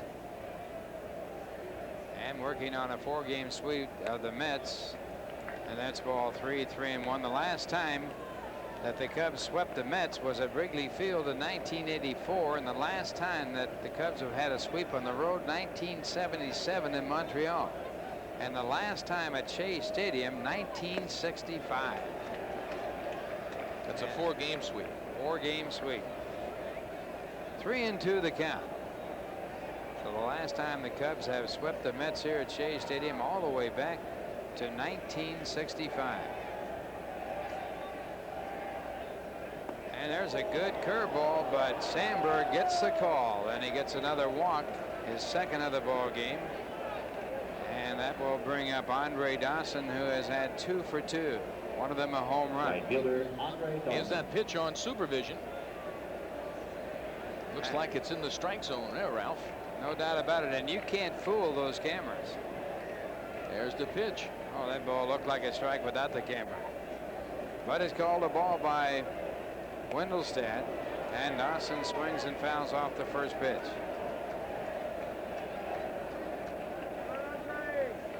This supervision calls the strikes about as well as you can. Would you say it's 100% perfect? Well, I don't know if it's 100% perfect, Ralph. I don't know enough about the device. It's human. It's as good as the people that put it together. You know, if they have the strike zone set up exactly right, it's a little different than what you get in tennis when they have those buzzers going off when something hits out of bounds, because everybody has a different strike zone. The height of the knees, the way they stand at the plate. That's a good point. Different strike zone for every batter, and of course on the supervision it does not adjust to the strike zone of the batter. Technically, the strike zone is the batter's natural stance, and if he stands in a deep crouch, the strike zone gets even smaller. You will see more of supervision during the course of the Pittsburgh Pirates series. Series commencing tomorrow night. You can watch that on WWOR Channel 9. Then back on Sports Channel for Wednesday night and Thursday afternoon. Sandberg again chased back. He has 14 stolen bases in 21 attempts. The Cubs basically not a base stealing type team. They're 8th in the National League in stolen bases. There's the new Met pitcher, Anthony Young, throwing in the bullpen for the Mets. Just brought up from Ty Blue. This one hit deep to center field. It's way back. Boston into the warning track. He has room, and he makes the play. So Dawson is turned away as he uses up about 400 feet of the outfield area. 2 men away. On Saturday night, this ball would have been way out of the ballpark. The flag is dead still tonight. Very unusual. When that ball left the bat, I think a lot of people felt it was out. You see it was close, but Boston making a nice play going back at the wall. I'll tell you what, the ball was jumping here on Saturday night. It was so, and now the batter, George Bell. Bell 1 for 2 with a walk, and he takes the first pitch, a called strike. You can bet Dawson's in the dugout right now saying, I don't believe that ball can go out of here. What if somebody said to him, be a home run in Wrigley Field? He might get punched. Huh? 1 strike they count. Bell with 20 home runs, 7 of his last 8 years. He's had 20 or more home runs, and he takes that curveball. It's strike 2. Andre taking that long pace down the dugout. Saying, can somebody check that ball? See if they put that in the freezer. When you hear about that, that's true. Ball clubs used to do that. Oh yeah, Bill Beck did that. It deadened the ball. Hard smash to third off of Johnson, and he's hurt as it caroms out into left center field. Going to third base on the ricochet is Sandberg, and holding at first base is Bell. That ball was scalded down, and it got Johnson somewhere where it hurt. See him moving that left arm. We'll take a look at it here. They're scoring that as an error. That is a tough error. The ball came up. You saw the second hop. That is tough. There's a lot of times we talk about them being too lenient on scoring, but on that particular play right there, that is a tough error. I agree with you, Ralph. 24th error by Howard Johnson this year. Some of those made at shortstop, and the batter, Luis Salazar, and he takes the pitch for ball 1. Salazar with a big base hit back in the first inning to drive in 2 runs. It was a bleeder, but it drove in 2 big runs. He's 1 for 3 in the game. And the curveball is taken outside. 2 balls and no strikes. Cubs leading 5-1. They're batting here in the top of the 7th inning. 2 men out and threatening with runners at first and third.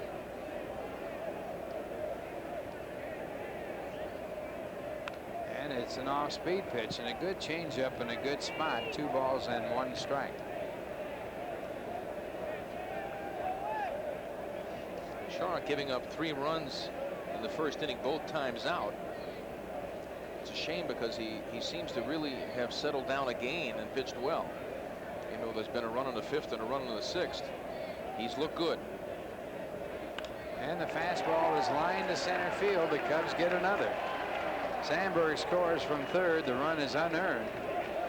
And going down to second base is Bell as Salazar gets his 3rd RBI. Again, Salazar didn't get that on the fat part of the bat. Shurik got it on the end of the bat that time. Sandberg scoring, though. It's not how, it's if.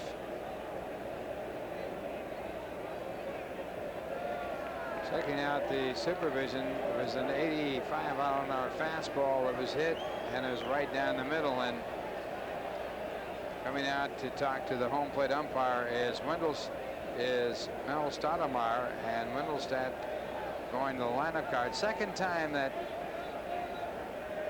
Buddy Harrelson has used Mel Stoudemire to make a pitching change. He did it the other night. Normally the manager comes out to make the change, but the Mets making a double switch as they take McReynolds out of the ball game, their home run hitter and their big RBI man, and put in Carrion in left field just to make a double switch here late in the ball game where you don't figure that the pitch is going to stay in long. Well, an unusual play, but that's the way it's going to go. McReynolds out. Anthony Young coming in for his first appearance. And fans, this call to the bullpen is sponsored by New York Telephone, who reminds you we are all connected.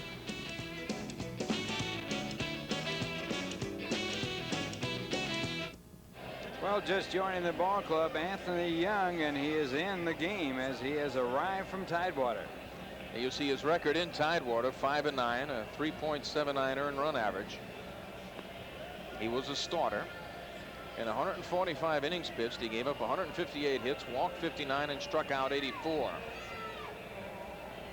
And he comes into the ball game with the Cubs leading the game by a score of 6-1. They have runners at first and second, 2 men out.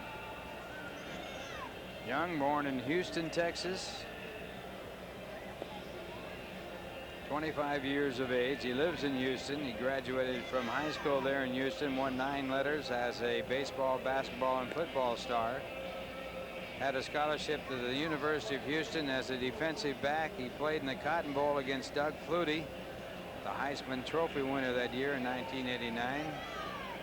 He was the Mets' 38th round draft choice in 1987. That's the highest draft choice to make it to the major leagues with the Mets. Going to the Mets in the 38th round.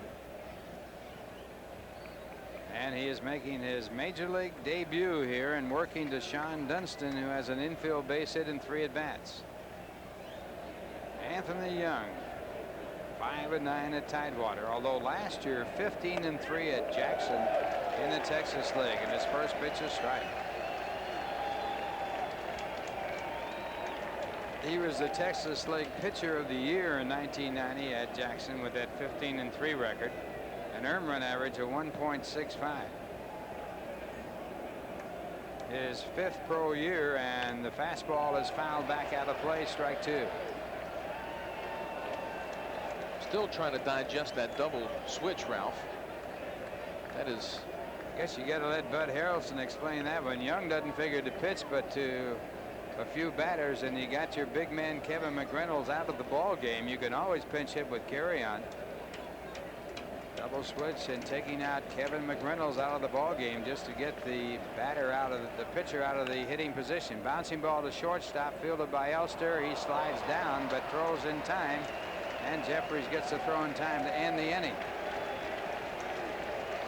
But the Cubs score 1 more run on 1 base hit. There was 1 big error, the run unearned, and 2 men left on base. The score at the end of 6.5 innings, it is the Cubs 6 and the Mets 1. New York Mets baseball is brought to you in part by MetLife. Get Met, it pays. By RCA Color Track 2000 Home Theater TV.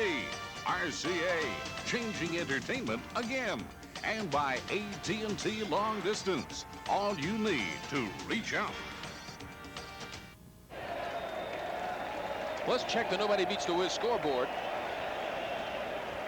You see Cincinnati over Los Angeles 6-4. Atlanta 5-2 over San Francisco. That's in the sixth. And in the fourth, no score, San Diego at Houston. In the American League, Detroit 5-1 over Detroit in the sixth. Milwaukee 5, Baltimore 3 in the fifth inning. 1-1 in the third, Boston at Kansas City. Cleveland 3-0 in the third at Texas. Seattle at Oakland, Minnesota at California later tonight. And Mackie Sasser leading now for the Mets in the seventh inning. He grounds the first pitch foul. Sasser 0 for 2 in the game. Mets have 1 run on a total of 6 base hits. They have had a couple of good scoring opportunities without being able to cash the runners. As John Castillo, 3-2 in the air, works to Sasser, the off-speed pitch. A good change, strike 2.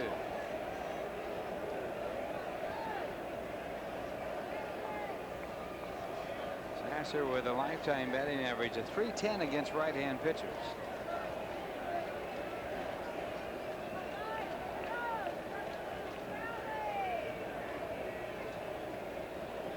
Two-strike pitch, way away, and it's 1 ball and 2 strikes. Castillo in his first appearance ever against the Mets. Coming to the major leagues from Iowa. And the breaking ball gets him. So Castillo strikes out Sasser. That is his 3rd strikeout in the ball game. Gets him with a breaking ball. The catcher, number 13. Take a look at it. Rick Serrone. Sasser, who's a free swinger. Ball breaking a little bit down and away from Mackey. And he'll now be working to Rick Serrone, who is 0 for 2.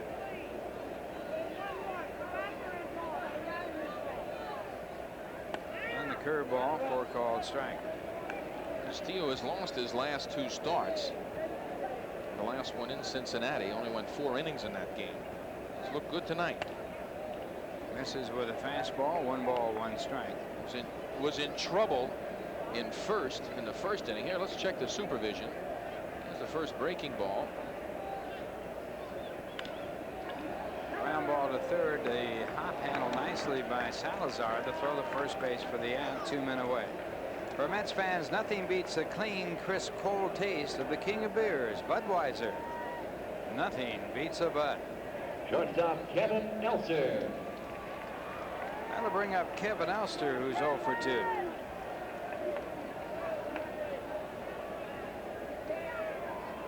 Elster hitting .223. 4 home runs, 24 RBIs. He made the final out in the 4th inning on a fly ball to deep center. With the runners at first and third, and he takes the high slider for a strike.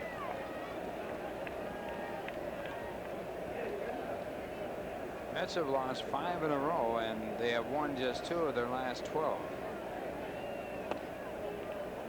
There's a fastball for a ball, 1 ball, 1 strike. A 3-game series coming up with the Pittsburgh Pirates to complete the homestand.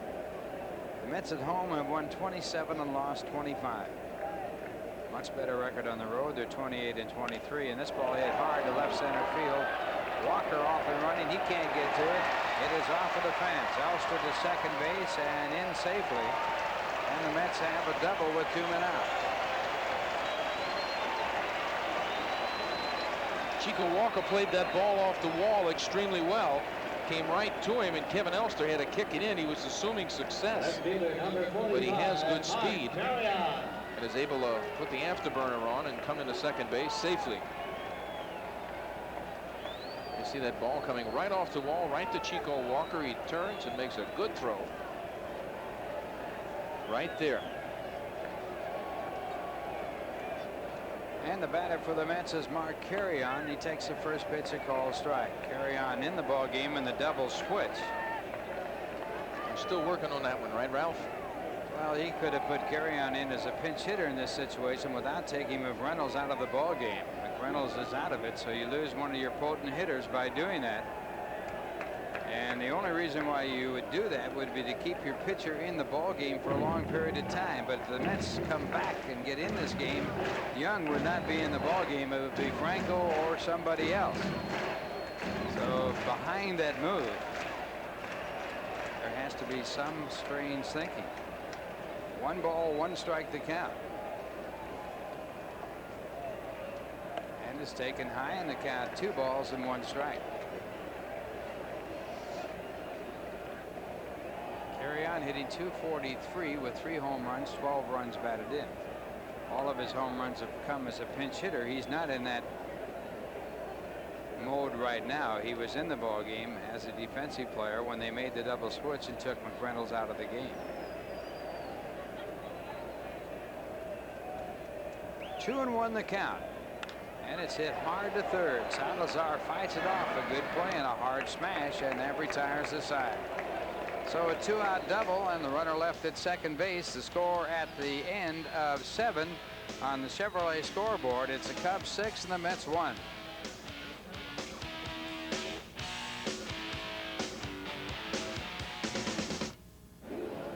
Well, the Mets trailing by a score of 6-1 as Buddy Harrelson looks on. The Mets, if they lose this ball game, will extend their losing streak to 6 consecutive ball games. They'll fall 6.5 games back at the Pirates. But the good news is they can turn it around by winning 3 from the Pirates, who come in here next for a 3-game series. For the Cubs, who are playing exceptionally good baseball, 10 games back of the Pirates, it'll be Rick Wilkins leading off. He's 1 for 3, batting for the first time against Andrew Young, and the first pitch, strike 1. Young came in the pitch to Sean Dunston, got him out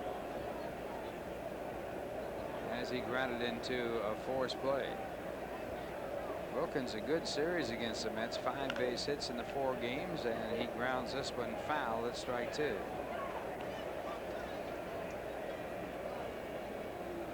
Wilkins, an outstanding football player at Furman University, and Andrew Young, an outstanding football player at the University of Houston. So 2 football players facing each other.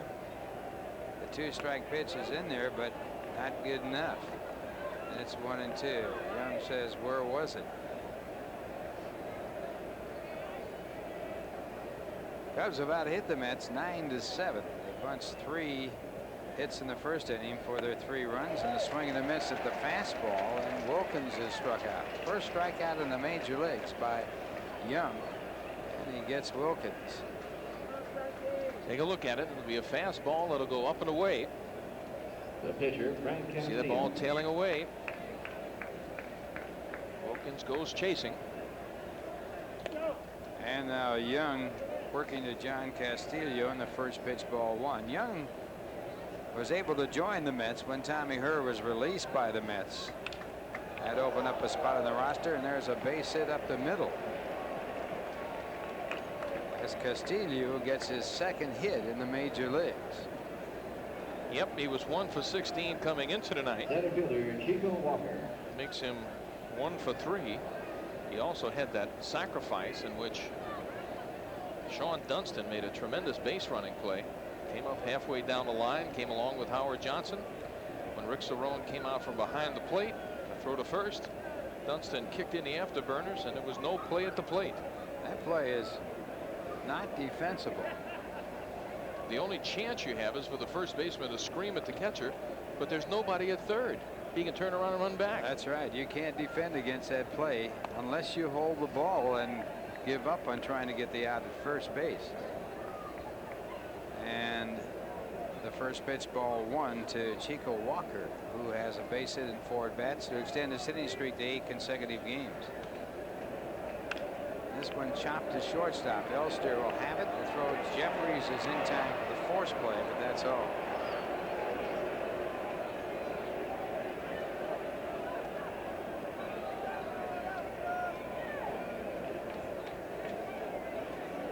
Five Cub players came into this game with hitting streaks, and all 5 have had base hits to extend their hitting streak. Walker to 8, Grace, who is now the batter, to 11, Sandberg Pardon me, I have to take that back. Sandberg has not extended his hitting streak. He is 0 for 2 with 2 walks. He has reached twice. Also, Bell and Salazar have had base hits to extend their hitting streaks. Bell to 7, Salazar to 8. So 4 of the 5 have extended their hitting streaks in this ball game, as the Cubs have 6 runs on 10 hits. 1 strike to count. A runner at first base, 2 men out. And Grace takes away, and it's 1-1.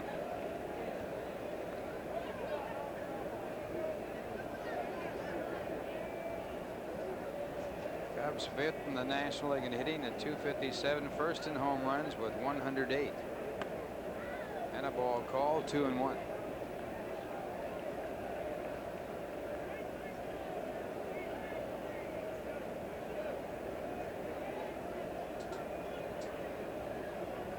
Walker with 9 stolen bases, the runner at first, a short lead, and he still draws the throw.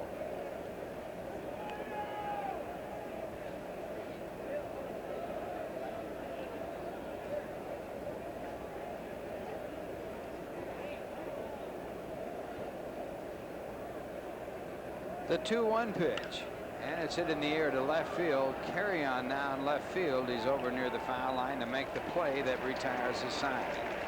So a base hit by the pitcher Castillo. 1 man left at first base, and on the Sherwin-Williams scoreboard, it's the Cubs 6 and the Mets 1.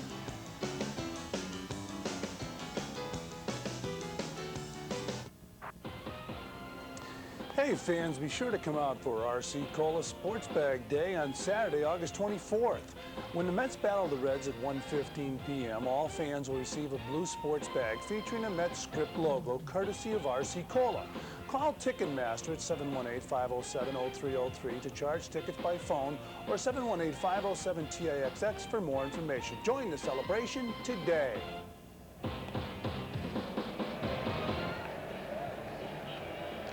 And fans, get out those trusty cameras, because it's time for the 1991 Kodak New York Mets photo contest.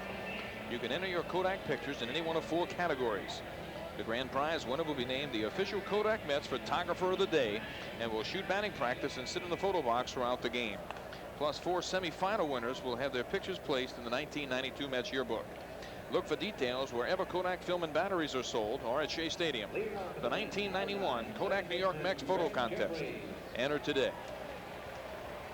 Bottom of the 8th inning, the Mets trailing 6-1. It'll be the top of the batting order for the Mets. Greg Jefferies, Darryl Boston, and Dave Magadan, first 3 batters. Jefferies 0 for 3. He has flied out twice and grounded out once. And on the mound, John Castillo, and his first pitch, strike 1. Castillo 3-2 in the year, his first appearance ever against the Mets. 1 strike pitch, strike 2. Paid crowd here tonight, 27,508. Total in the house, 28,672. And Jefferies goes after a pitch out of the strike zone, fouls it back into the stands. Count stays at strike 2. Jefferies in this 4-game series, 4 for 16.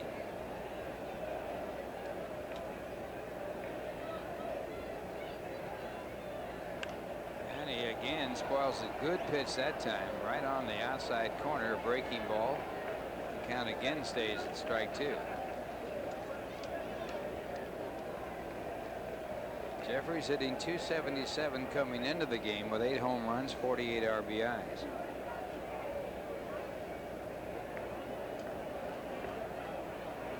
Asks for time and gets it from Harry Windelstadt, the home plate umpire. And the fastball outside, 1-2.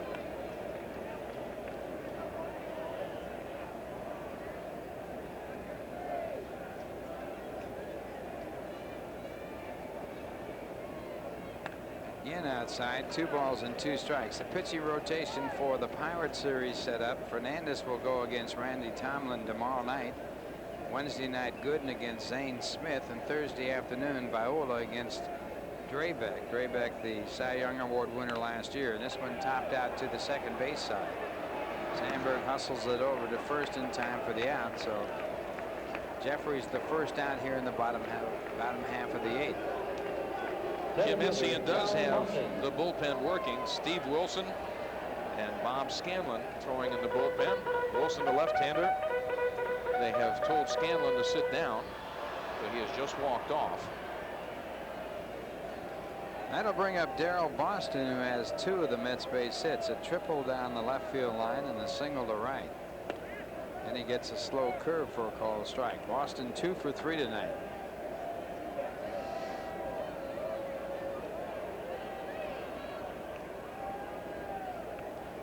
And the off-speed pitch for strike 2. Steele does have 2 complete games in his 8 starts. That changeup is the reason why. The 2-strike pitch. Again, he goes to the changeup, and Boston is struck out.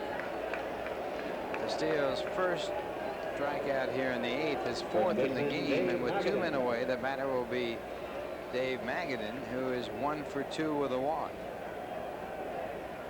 Here's a look at it on supervision. See that ball breaking away. Started out at 76 miles an hour. Across the plate around 70.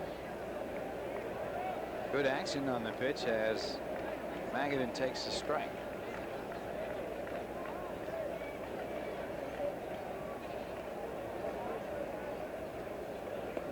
Goes to the curveball and misses. 1 ball, 1 strike. Earlier this year, John Castillo was out of action with a fractured right thumb. Frank. And that pitch is taken. 2-1. Alejandro Pena warming for New York at this time. Ground ball to the second baseman Sandberg, who has not made an error in his last 32 ball games, and that retires his side. A 1-2-3 inning, and the score at the end of 8. It's the Cubs 6 and the Mets 1.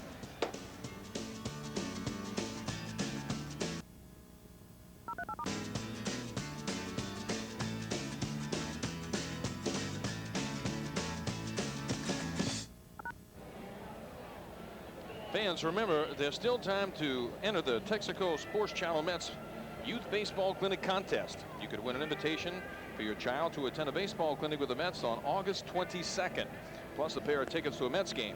Stop by any participating Texaco station and enter today. No purchase is necessary. You must be 18 years of age or older to enter. Top of the 9th inning, the Cubs leading 6-1 on their way to a 4-game sweep over the New York Mets. Their last 4-game sweep was against Pittsburgh in 1985. Their last against the Mets was at Wrigley Field in 1984. And their last here at Shea Stadium, 1965. Ryan Sandberg trying to keep his 12-game hitting streak going, and he takes the first pitch for ball 1.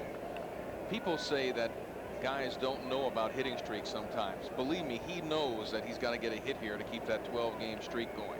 Has walked twice. He's 0 for 2, and the breaking ball by Young is taken for ball 2. 2 balls and no strikes.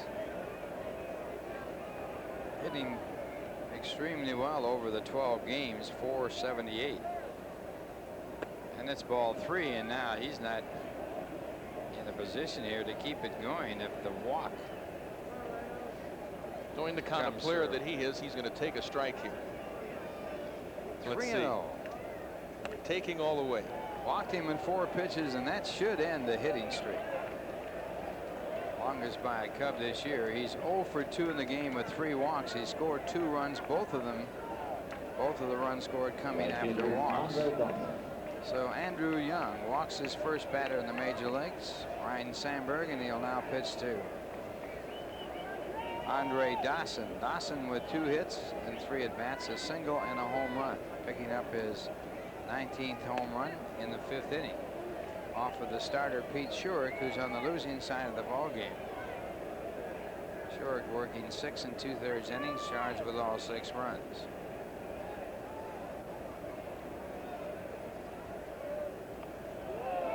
Sandberg almost picked off at first base. Good night for Andre Dawson and a good night for Luis Salazar. Salazar with 3 of the 6 RBIs. Dawson with 2.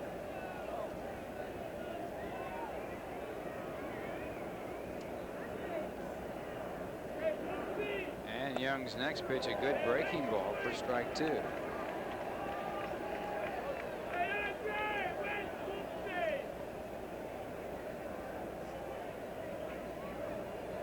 Actually, Dawson only 1 RBI. Right? No, a sacrifice fly on the foul ball. Oh, so yes, got 2 that's right. RBIs. There's a fastball inside.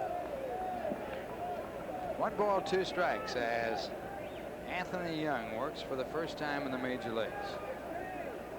Just brought up from Tidewater when Tommy Herr was released by the Mets. Wally Whitehurst put on the DL, and this pitch is a curveball inside. Dawson fouls it off, and the count stays at 1 ball and 2 strikes. Some players show different things. The intensity in Andre Dawson's eyes is really an incredible shot. He has a look that is just concentrated, ferocious.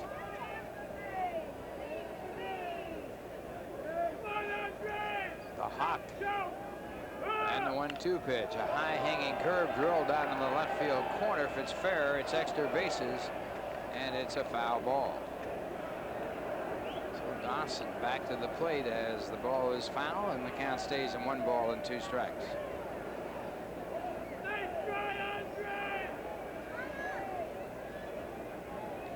Dawson, one of 2 players to do something only Willie Mays and he have done.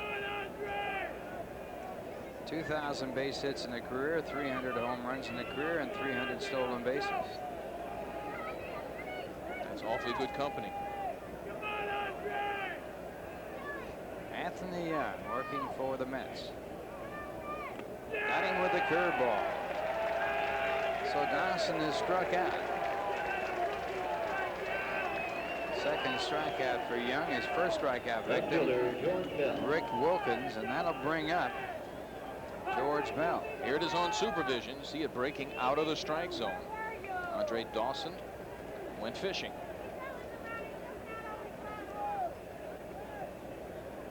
It's Billy Connors to his left. Saw that coach has come in to take over the pitching coaching duties. Jim Essien. This is his second stint with the Chicago Cubs. Bell 1 for 3, and he takes the first pitch for ball 1. Bell extending his hitting streak to 7 consecutive games. There's BC.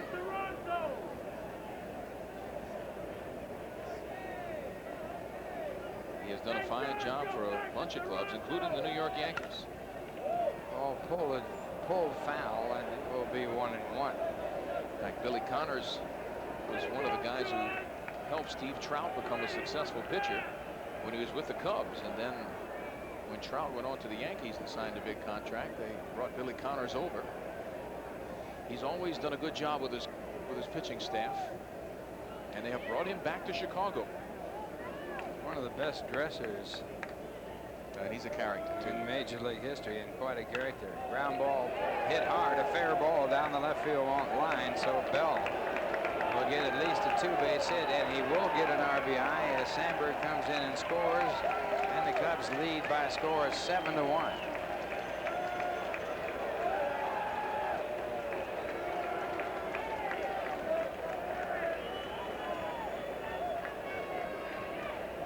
Pinch runner coming in for George Bell. Jerome Walton probably. There you see that line drive right by the bag. I tell you, Sandberg got around the bases in a hurry. He's one of those guys that doesn't seem to be running hard, Ladies and gentlemen, running but he covers a lot of ground quickly. 69th run batted in for George Bell. He's having an outstanding year for the Cubs after coming to the Cubs from Toronto. Walton is the pinch runner. And the batter is Luis Salazar. He takes the first pitch for ball 1. Salazar 2 for 4 in this game with 3 runs batted in.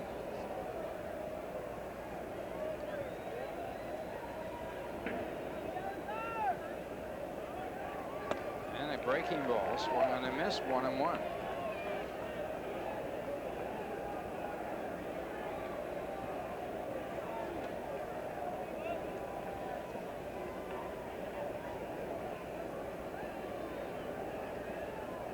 Salazar has always hit the Mets very well as he takes that pitch inside. 2 balls and 1 strike. Well, right now, Ralph, the Met fans are demoralized. The team is demoralized. They have to do something. That series with the Pittsburgh Pirates will have a lot to do with those guys. Don't look demoralized over there. They're further out than the New York Mets. Ground ball foul, so they count 2-2. If you go back to 1969, the Cubs were leading the Mets by 9.5 games on August 14th. It looked like the Cubs would waltz in for the National League Championship. Didn't work out that way. Didn't work out that way. The Mets won it by 8, and they were 9.5 games back in 1969 on August the 14th. They won it by 8 games, picking up 17.5 games on the Cubs. And there's a ground ball for Elster, who picks up the out at first base, and that will end the inning. But 1 run, pardon me, that's 2 men out. Shortstop, So now the batter will be Shawon Dunston.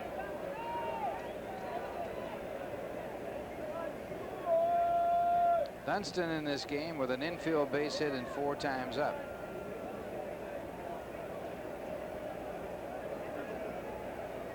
Hard to believe that Shawon Dunston would turn down a contract of that magnitude.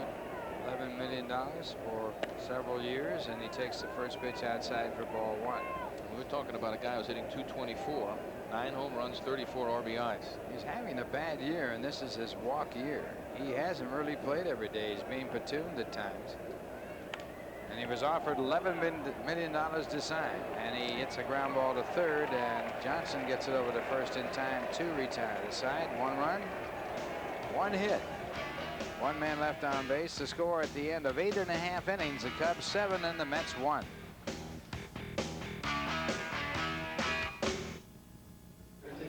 Let's check the AT&T standings here. The AT&T Long Distance Award, Dwight Gooden leading Frank Viola, 166 2/3 to 164. David Cone just behind him. That's the AT&T Long Distance Award. Jerome Walton now in center. Chico Walker has moved to left field. That is Jose Vizcaino. He is at third base.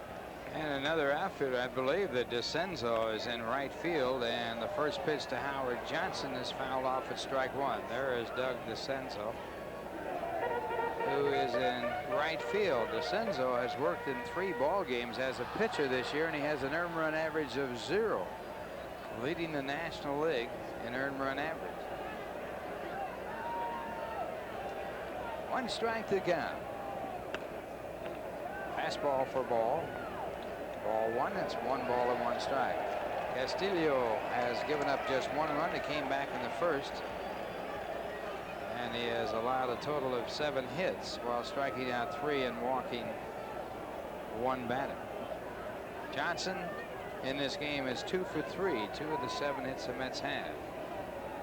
Gary Templeton in the on-deck circle. He will hit for the pitcher.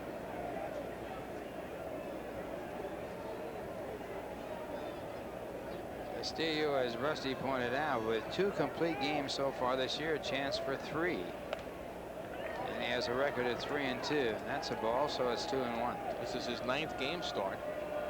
3 complete games if he finishes this inning in 9 games. That's dealing. That really saves the bullpen. Of course, this time is the time you like to have that bullpen rested when you get into the dog days of August. And this ball popped in the air to shallow left, might drop in. Over there, a long run is Dunston. He can't get to it. It drops in for at least a 2-base hit, and that's what it will be. A 2-base hit for Howard Johnson. Shawon Dunston can cover as much territory as any shortstop there is. I don't think anybody could have come any closer. I mean, I think he actually overruns this ball. I mean, he is flying. Normal speed. Dunston going for it. And he actually goes by the ball. There's a little tendency here at Shea for the ball to drift back toward the infield. And that time, Dunston actually ran so hard he ran by it. He ran right to the stands and shook hands with one of the fans. So a double, a leadoff double by Howard Johnson, and that'll bring up Templeton as a pinch hitter for the pitcher. Now, when the pitcher came in the ball game, we're talking about Anthony Young. They made a double switch and took McReynolds out of the ball game. He would normally be batting in this position. And Templeton takes the first pitch for a called strike. You know, sometimes this game you assume success, you get in trouble. Jim Messian has done something very similar. He has taken his big men out of the lineup. Has his defensive team in there. He can get away with it.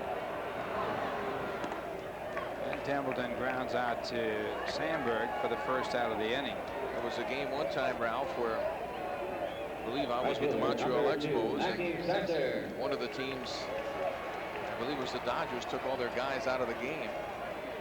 Tommy Lasorda decided to give guys a rest at the end.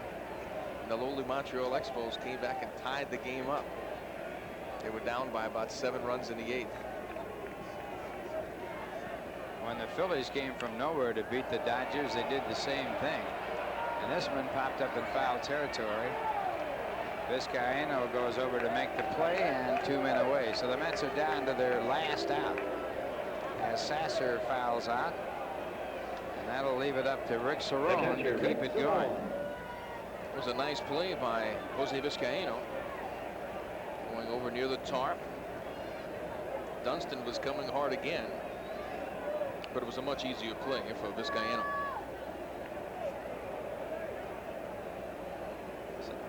Sasser in the ball game 0 for 4. Now Rick Cerone 0 for 3 stepping in. 2 men away in the 9th. The Mets trailing 7-1. The first pitch a called strike.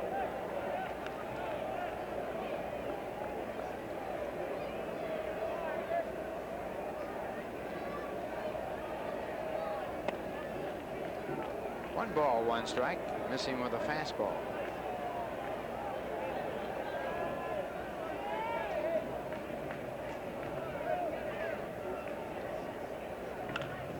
And it's line but foul down the left field line.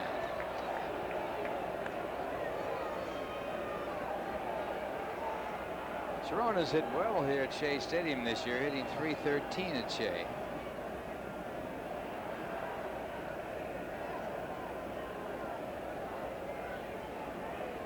One ball, 2 strikes, and the pitch.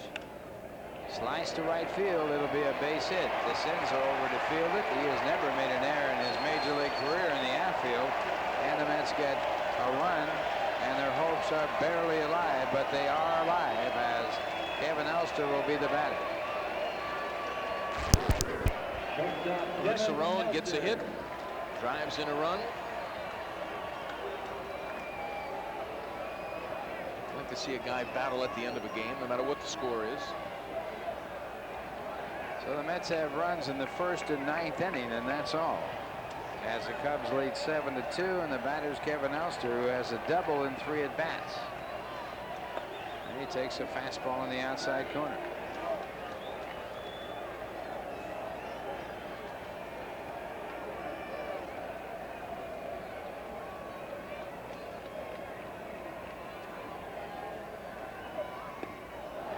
Speed pitch, a good changeup for strike 2. Cerone is not being held on at first base by Mark Grace, the first baseman. Jim Messian, who never sits down during the ball game. And on the other side, of course, after 5 straight losses, Bud Harrelson, he is really hurting. The 2-strike pitch and strike 3, and that'll do it. So Elster struck out in the change of pace, the bread and butter pitch of Castillo, and he wins his 4th game of the year. He's lost 2. His 5th strikeout. The Mets get a run in the 9th inning on 2 hits, and they leave 1. In the final score of the ball game, it's the Cubs 7 and the Mets 2. Castillo 4-2 in the year. The losing pitcher, Pete Shorrock, his record stands at 2-2. A complete game for Castillo. His 3rd complete game in his major league career, and this, of course, his 1st year in the major leagues. We'll be back with a wrap-up right after these messages.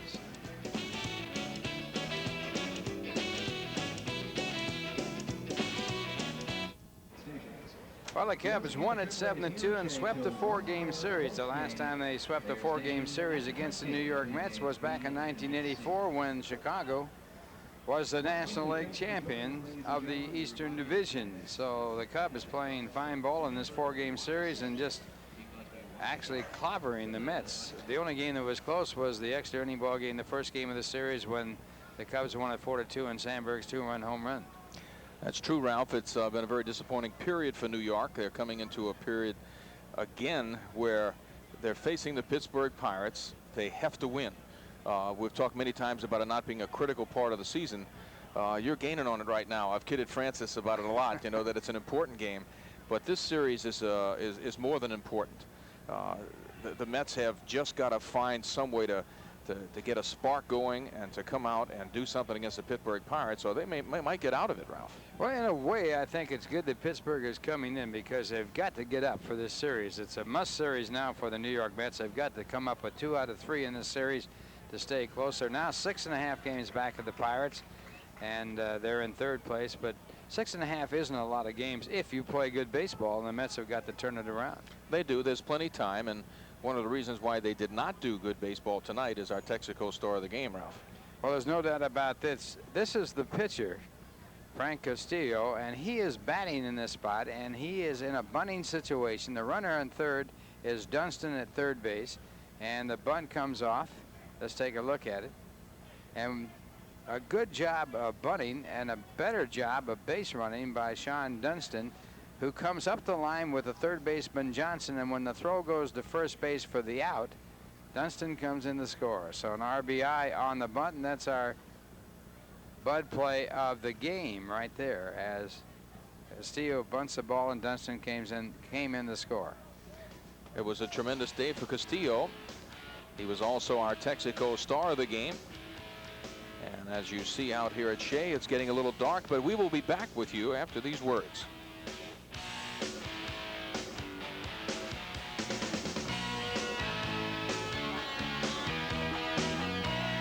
Finding writers to join the best new sports section in New York hasn't been easy.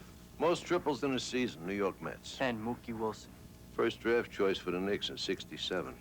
Walt Frazier. Most shutouts, New York Yankees. Whitey Ford. How far down the left field line in Wrigley Field? 350 feet.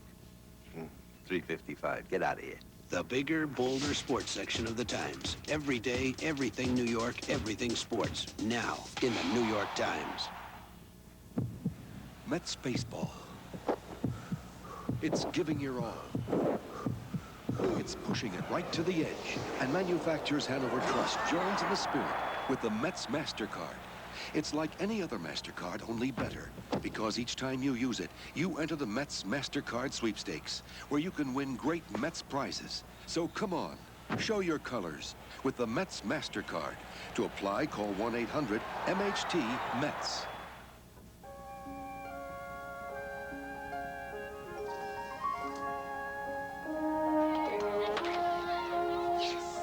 When you want a moment to last, shop at Nobody Beats the Wiz for a videotape that will. Superior picture, superior sound, superior price. Maxell, more than just a pretty picture. On sale at Nobody Beats the Wiz. As your car ages, it may need higher and higher octane to perform like it used to. But there is a gasoline specially formulated to control this higher octane need while providing the highest level of engine cleanliness. Texaco System 3. You'll get great performance in every octane grade. Still think all gasolines are the same? New York Mets baseball has been brought to you by your Greater Tri-State Sherwin-Williams paint stores. There's only one paint this good, and there's only one place you can get it. The pros know. Ask Sherwin-Williams. By your Tri-State New York Toyota dealers. I love what you do for me, Toyota. By Texaco System 3 gasolines. Texaco, star of the American road. By Chevy trucks. More people are winning with a heartbeat of America. By Nobody Beats the Wiz. For everything in home electronics, music, and movies, nobody beats the Wiz. By your Tri-State Jeep and Eagle dealers. There's only one Jeep, and it's only at your Tri-State Jeep and Eagle dealer. By Manufacturers Hanover, where your money has power. And by Budweiser, the king of beers, who reminds you, friends know when to say when. Once again, the final score of the game, the Cubs 7, the Mets 2. Remember, the Mets are back on Sports Channel Wednesday night at 7:30 as they host the league-leading Pittsburgh Pirates. Then after the game at 10:30, don't miss the Blades of Summer, Canada Cup 87. And coming up next on Extra Inning, Fran Healy. Now this is Ralph Kiner for Rusty Staub and Fran saying so long until Wednesday. And thanks for watching Mets Baseball on Sports Channel.